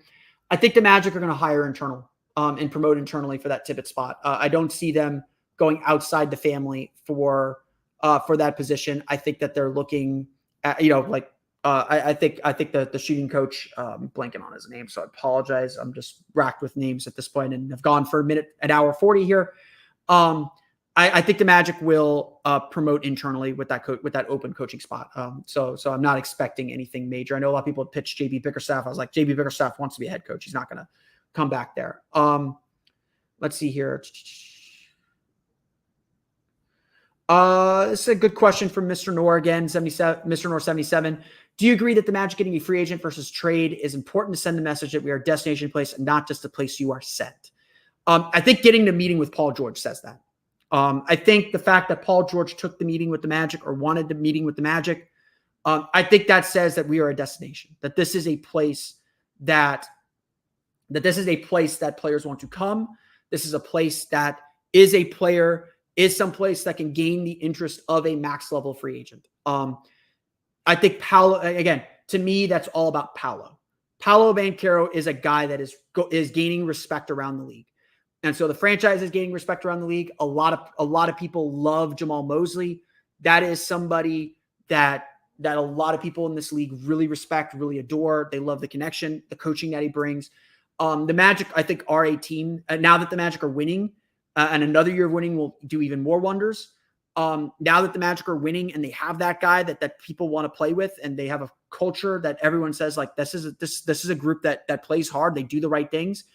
I don't think it's necessarily about doing things this summer, although not being able to get someone good or get someone that helps you out significantly, I think that speaks more to Jeff Weltman than anything else, because I think getting to meetings shows that this is a place where the Magic are a place people want to play and people want to be. And I think Paul George, by even granting the meeting, is giving permission to a wide swath of the league to check out Orlando. So again, it's to be in that room alone, I think says so much about how far the Magic have come. You could kind of tell I am running out of steam. I'm at 647 here on there. So I am trying to get to as many questions as I can before I log off. Alex asks, doesn't Hartenstein just clog things up more? I think he does a little bit. I think the shooting is really, really, really valuable for the Orlando Magic. And I don't think Isaiah Hartenstein's defense is significantly better. Is significantly enough better than Wendell Carter's to make up for the lack of shooting that you're losing. You figure it out though. You could figure it out, but the Magic need more shooting before I think they can make someone like Hartenstein go good. Iceman writing, asking, is Chuma still on the roster? He is not. Chuma Okeke is an unrestricted free agent, no longer on the roster. Our friend David Locke jumping in here, asking once again, can I have Jalen Suggs? The answer is no. But more seriously, are you going to re-sign Mo Wagner? Yes, I believe the Orlando Magic will re-sign Mo Wagner. The room mid-level exception is about $8 million, a little bit more than what the Magic declined with him. I truly believe the Magic declined that team option, knowing full well that they were going to bring him back on like a two-year like $17 million deal. Like give him an extra year, give him a little bit of a pay bump on the back end of the deal. I think again, either they decline the team option thinking they would need the money to really seriously go after Paul George because they think they have a shot at Paul George, or they decline the team option. They decline the team option knowing that we're going to bring him back at virtually the same amount. So I do expect the Magic to bring back Mo Wagner. I think it would take a really big offer to get Mo Wagner off the Orlando Magic. Something significantly more than the $8 million. It would probably be like a 2-year 25, 2-year 30, something like that. Would be like, okay, we get it. Go, you double your salary. Go enjoy where else. But I really do I don't think Mo Wagner is going anywhere for the Orlando Magic. As you can tell, I am running very much out of steam here. So I am trying to make sure I get to everybody here before we close shop. Is that a John Hammond plush over my shoulder? I spared no expense yesterday at the Universal AP garage sale. So yes, that is a Dr. John Hammond plush over my shoulder. I got a good haul at Universal yesterday. I got an Egon Spangler rubber ducky. So very happy about that. Did a little redecorating here for the new season, but yes, that is a Dr. John Hammond plush doll from Jurassic Park. Not John Hammond, the GM emeritus of the Orlando Magic here, special advisor to the GM. Daniel Hicks, I hate to tell you this. Yes, Jalen Suggs is going to get $28 to $33 million. Now, this is a really important point to make, and it's something I have been talking a little bit about over the course of this offseason. Don't think of these numbers in terms of the raw number. The raw number is not important. So I think this is really, really, really important. So next year's salary cap is projected to be, let me find that number again. Sorry, I'll find that number real fast. Give me 1 second to find this number because I want to do the actual math here for you. So get energized here by math. That's what we do here. So next year's salary cap is currently projected to be $154.6 million. And I'm actually going to share. I can't share my screen on this. The salary cap is projected to be $154.6 million. So $33 million of 154.6 is just 21% of the cap. 21% of the cap this year, if let's just use $141 million, would be $30 million. And for last year's cap, it'd be like 27 million. Jalen Suggs is going to get paid that. He is going to get paid 20% of the cap. It would be irresponsible not to do that because someone will pay him that. He is that valuable to this team. He is going to sign that. But that's how it goes. That's the numbers are just going to increase. But here's the good news on all those new deals, on all these new extensions. The cap is going to grow faster than the raises. So like I've been telling people, the Magic are signing players obviously to fit under this year's cap. But the number they're actually thinking about, the number they actually care about is next year's cap. Because that's going to be the new reality. And every year after that, that's the new reality. Right now we have free money. Like the Magic need to spend. They need to get to that salary floor. The Magic have to spend that money. But he's going to get 28, I think Suggs and his agent are probably hoping to get the Emmanuel Quickley deal, $35 million. And, Locked On Jazz, our friend David Locke is absolutely right. These guys are going to be expensive. One of the reasons why the Magic probably looking at short-term deals, these 2-year deals for, the reason why maybe they wanted Paul George on a 2-year deal or Klay Thompson on a 2-year deal or Kentavious Caldwell-Pope on a 2-year deal is because all of these guys are about to get much more expensive. Now the cap is going to rise and it's not going to be as terrible. Like Franz Wagner, if he goes for the max, I think the Magic are going to try and get him at 35, 36 and Jalen Suggs at 33, 30, 33, somewhere in that range. If these guys go for the max, that salary percentage drops every year because the cap is going to rise. And so that is part of the equation here. But yeah, the Magic are trying to think of their books. And the reason why they have to spend now is because they're going to be capped out here in 2 years. In 2 years, all this talk, in 2 years, we will worry about the apron. We're not worried about the apron right now. In 2 years, we're going to be worried about the apron. Starters are going to get a ton of money. Like that's the reality. I know it's hard to think about this because $30 million sounds like a lot. Tracy McGrady got paid $15 million when he was a max free agent. Rashard Lewis, when he was a max free agent, got paid 17. This stuff has changed completely. Paolo Banchero's max contract is going to be $42 million. So don't think about the raw number. The raw number is wrong. Think about the percentage of the cap. $42 million is going to be 25% of the cap. $38 million next year is 25% of the cap. Jalen Suggs getting paid $35 million or $33 million, whatever it is, that's only going to be about 20% of the cap. That's where you go. And so you want to fill in your roster with kind of smaller deals, less than 15 and pay your starters big. That's what the Magic are doing. That's what the Magic are set up to do. I know the numbers are weird and it's going to take a little bit of time to adjust. And it's going to be really hard to adjust because the caps, this new TV deal is going to increase the cap by 10% every year for the next 5, 6, 7 years, but probably for the length of this TV deal. It is that they're literally doubling their revenue. It's going to be big. Suggs is getting 30. I'm sorry, dude. I'm sorry, Daniel. Like, I know it's hard to wrap your head around. He is getting 30. And if you're not willing to offer that, just trade him now. Go ahead and trade him now. That's just how it goes. So I apologize for breaking that news to you. Let's see if we got anything new going on. We got a new report from Shams. Kevin Porter's agreed to a 2-year deal with the LA Clippers. Okay. I guess that's fun. Let me see what else we got here.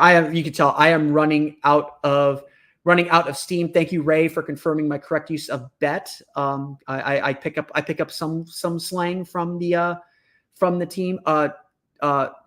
Pick up some slang from being around young people a little bit. Should we have drafted Derek Lively over Anthony Black? I don't like second guessing.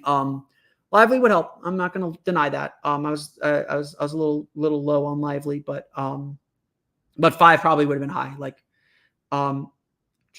let's see. I am trying to make sure I get to all your questions and catch up a little bit quicker here. So I apologize if I've skipped over your question here.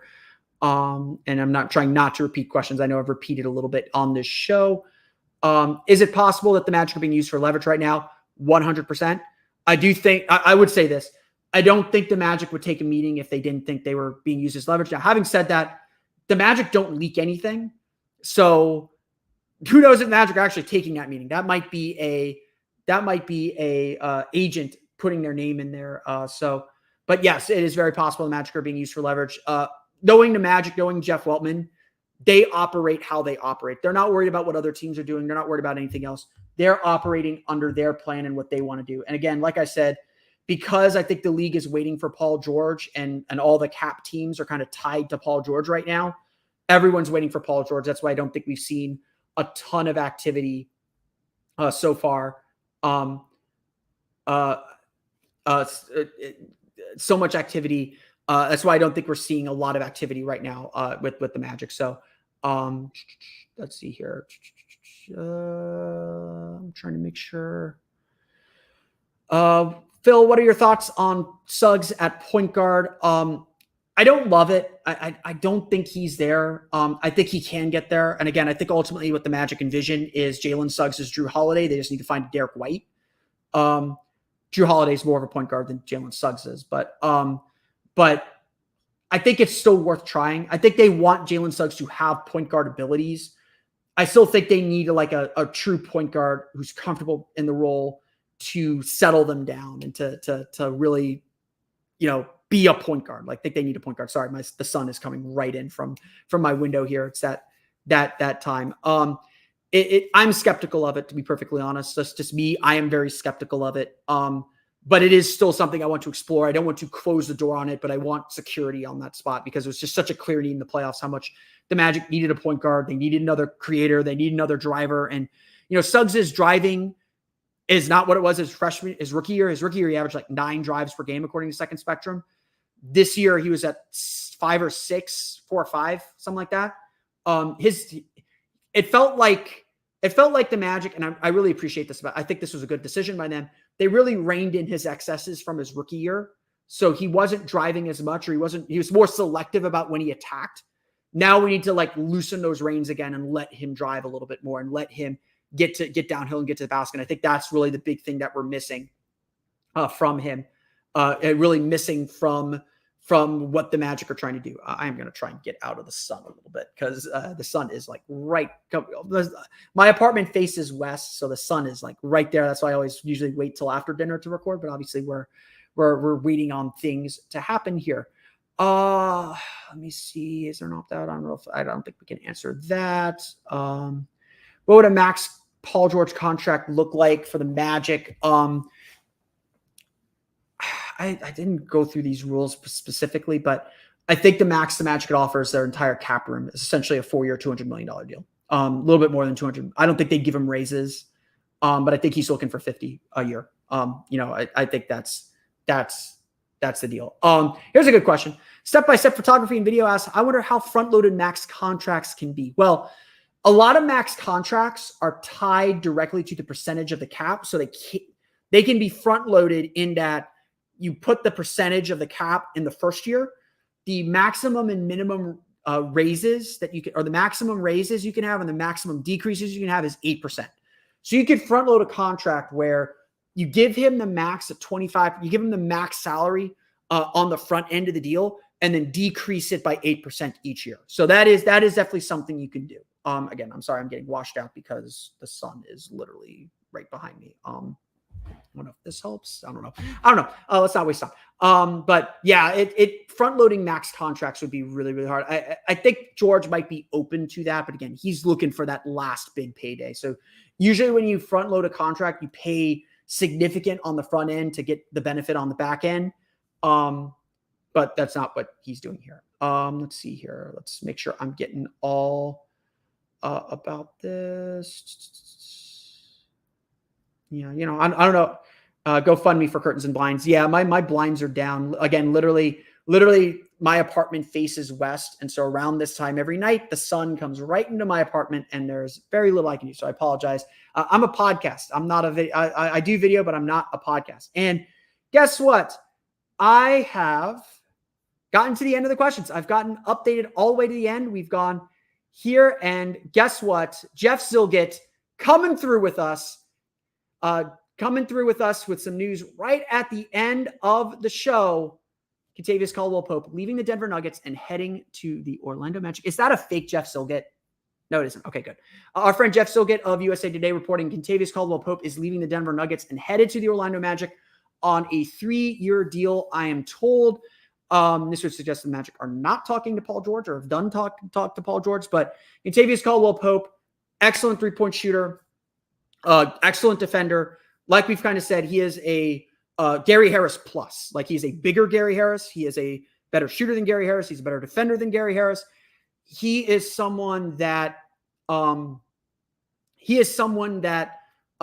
enhance this team. What they were doing last year, he will make that better.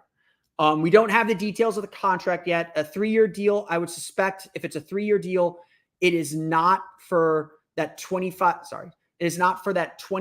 million that we talked, $25 million, or that 2-year 50 that we were talking about.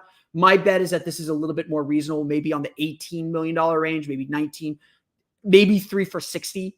I would bet that there's a non-guarantee on that 3rd year, that 3rd year is an option deal. But this is kind of the move we all expected. Very baseline move, very much a guy that enhances what the Magic did last year, gives them a better version of what they had last year without changing too much.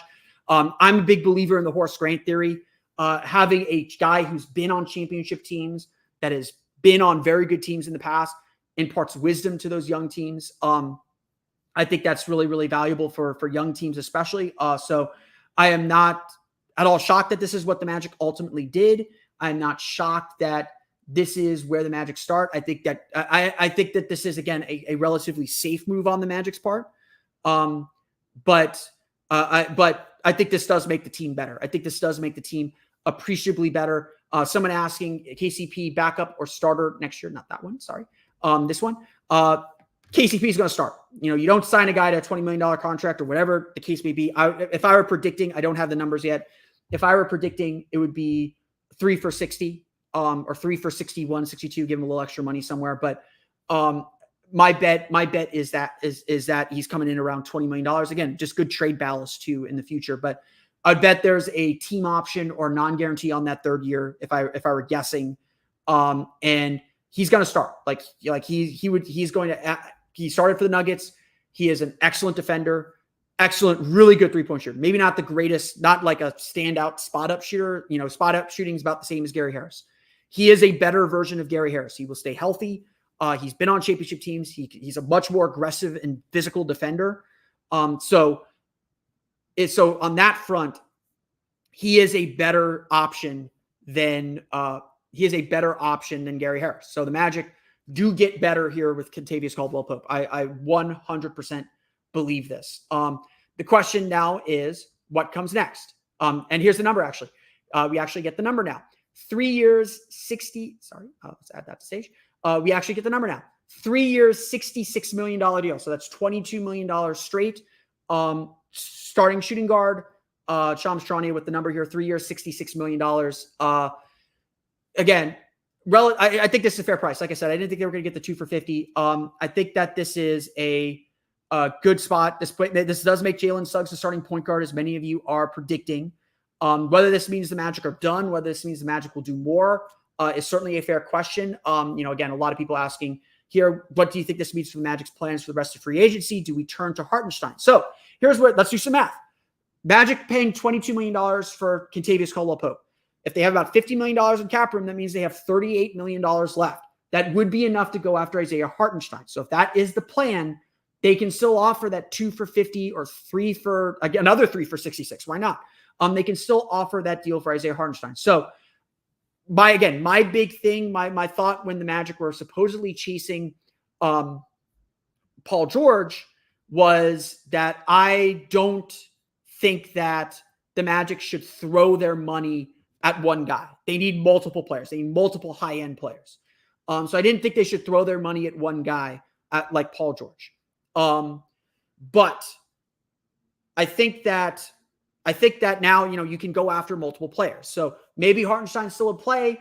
Again, like I've kind of mentioned, I'm looking for some wing help too. I think Gary Trent Jr. would be played. So you have 38, let's estimate $38 million in cap room left.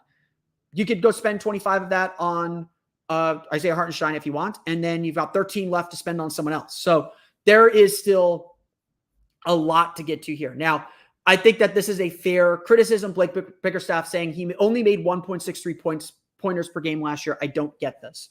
And this was my concern too. So Kentavious Caldwell-Pope essentially, and I did a podcast on this last week. I did a podcast on this last week. In fact, let's Let's play that game. No, I can't. Okay. We're not gonna play that game today. I did a podcast on that last week. I'm actually going to pull it up for you here. You can go here.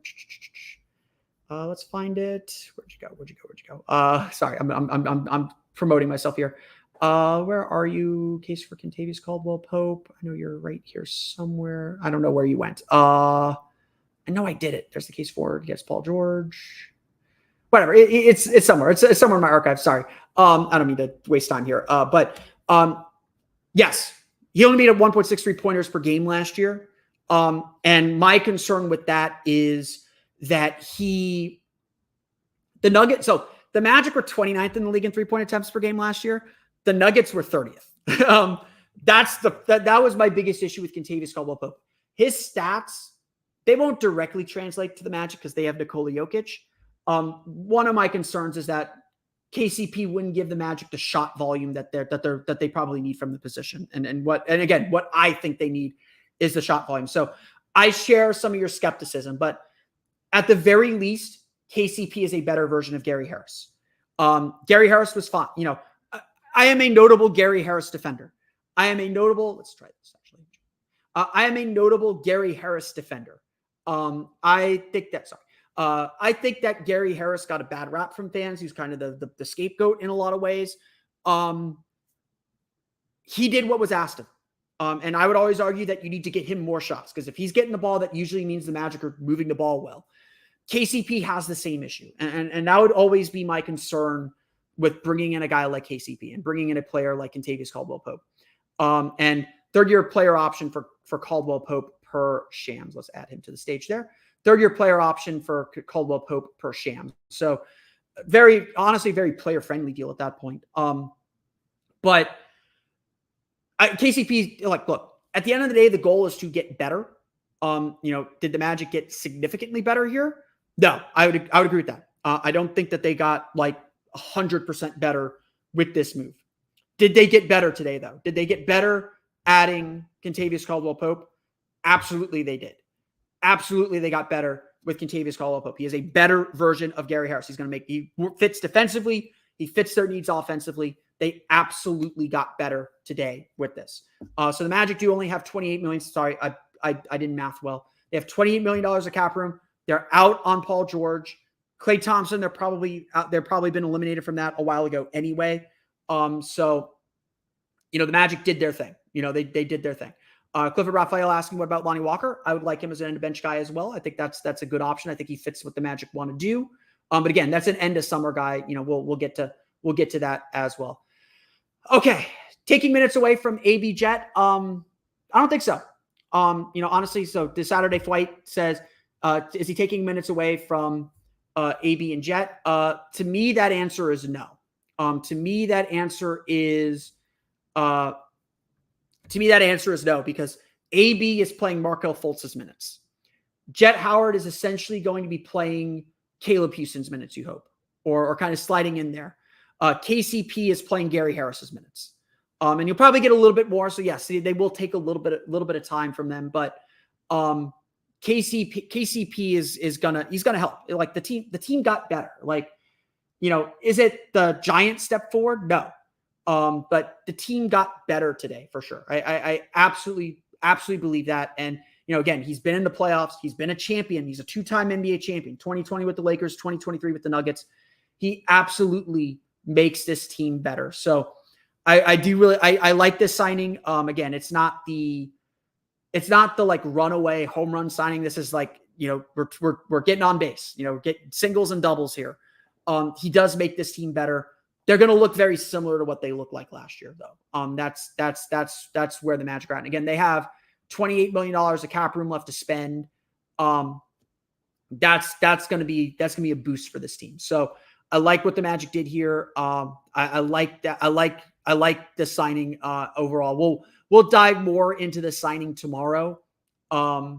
So we'll dive more into the signing on tomorrow's episode of Locked On Magic. I have a Tristan da Silva interview in my back pocket as well. But yes, I am. You could kind of tell I'm running out of steam a little bit here. It's been 2 hours of live broadcasting. Andrew Knable, 100% means Suggs at point. I absolutely agree with this. Again, this is kind of the big question the Magic are not addressing that point guard role in a meaningful way. One of my drawbacks on Kentavious Caldwell-Pope is certainly that he is not a playmaker. He's a good decision maker. Like, he will make good decisions. He's not going to hurt you on that front, but he's not a playmaker. He is going to be a spot up shooter. He's actually a pretty good pull up shooter too. But he is going to make this team better significantly. So the Magic clearly believe Jalen Suggs can develop his point guard skills to the level that they need him to. And that, I think, is ultimately a good thing for the Orlando Magic. So we did get a signing in. We did get that in before we shut down. And I'm glad that we did as well. So, we've gone 2 hours here for us. I will take last questions here in a minute. But I want to thank everyone who joined us here for this live. Hey, look, sorry, I'm responding to comments. KCP signing does not mean there's room left for Paul George. Magic have now, 3 years, $66 million, assuming it's flat. That's $22 million. Magic had about $50 million of cap room. Magic only have $28 million left. Paul George is looking for 50. So Magic are off the board for Paul George. Gary Harris is still not under contract. Gary Harris is a free agent, so they're not worried about that. AL Jr. saying your thumbnail is ominous now. I think we all kind of saw that was the direction the team was going. I tried to be predictive, and when all the Paul George stuff came out yesterday, I was like, I need to change my thumbnail to Paul George to be a little more enticing. But now we know that's what the Magic are doing. Now we know who the Magic have signed. So we'll dive a lot more into Kentavious Caldwell-Pope, what he brings to the Orlando Magic on tomorrow's episode of Locked On Magic as well. I want to make sure I hit questions here and catch my breath a little bit. Essentially, kind of people are talking about this. This is kind of the Magic standing pat. Orlando Adams, this has been a criticism of the Orlando Magic and Jeff Weltman. If we're okay with standing pat, then we should have just re-signed our guys to cheaper contracts and keep the great team chemistry. That is true, but here's the other problem, Orlando. Teams are required to spend 90% of the cap this year. And if you don't spend 90% of the cap by opening day, if you don't spend 90% of the cap by the beginning of the regular season, then you don't get the luxury tax payments. So all the luxury tax payments are split between the non-tax paying teams. So you don't get the luxury tax payments, and you get a cap hold for the difference to get you to 90%. So they had to spend money. Like, they needed to spend. And Gary Harris, again, at the end of the day, did the Magic get better today? This is the question. Did the Magic do the biggest thing? No. But did the Magic get better today? I may have my question about Kentavious Caldwell-Pope for the big picture, but yes, the Magic got better today. The Magic 100% got better today. And if that's the biggest takeaway that you can make from all this, I have questions. I have all of that. The Magic got better today. Kentavious Caldwell-Pope is a better version of Gary Harris at minimum. He is an excellent defender, a much more physical and bigger defender than Gary Harris. He is as good, if not better, of a shooter than Gary Harris. He's been on championship teams before. This is a good signing for Orlando. This is a good player. The Magic got better today. At the end of the day, that's the question you got to ask. And I think they did. Now, there weren't a lot of opportunities in free agency. I've been joking with people all day that if the Magic didn't get Paul George, whoever didn't get Paul George between the Sixers and the Magic, the loser was going to get Kentavious Caldwell-Pope. That's the drop-off. And so, yeah, if you expected the Magic to get Paul George, today's disappointing because Kentavious Caldwell-Pope is not Paul George. But the Magic did get better today. The question now is what comes next. So I assume the Magic are, they've taken care of Kentavious Caldwell-Pope. Hopefully they're on the next flight to Eugene, Oregon to meet with Isaiah Hartenstein. That would be the next big move. The Magic have about $28 million of cap room left to spend. The question is, will they spend it on one big player like Isaiah Hartenstein, or will they spend it on several players? Will they look to add some depth, bolster their bench a little bit? That's the next question for the Orlando Magic. That's the next question that this team faces. He's going to help. I want to make that clear. He is going to make this team better. And again, is he going to dramatically make this team better? Probably not. He doesn't solve the big problems on this team, but the Magic still won 47 games last year. yes, there are issues the team needs to resolve, and KCP helps a little bit with the shooting issue. Not the volume issue, but the shooting issue. But he does make this team better. I want that to be abundantly clear. So we'll see what the Magic end up doing next. We'll see where the Magic go from here. There's definitely a lot to go. And look, he's healthier too. I think that's the part I forgot to mention. Thank you, Shannon Thomas, for mentioning that. He is healthier than Harris. He does all the things Harris does, but does it better. So if you're looking to straight upgrade of a position, the Magic won 47 games last year. It's not like they were a failure last season. Ultimately, the end goal is Paolo Banchero has to be better. Like if Paolo Banchero gets better, Franz Wagner rebounds with his shooting, Jalen Suggs continues his improvement. That's going to help the Magic get a lot better too.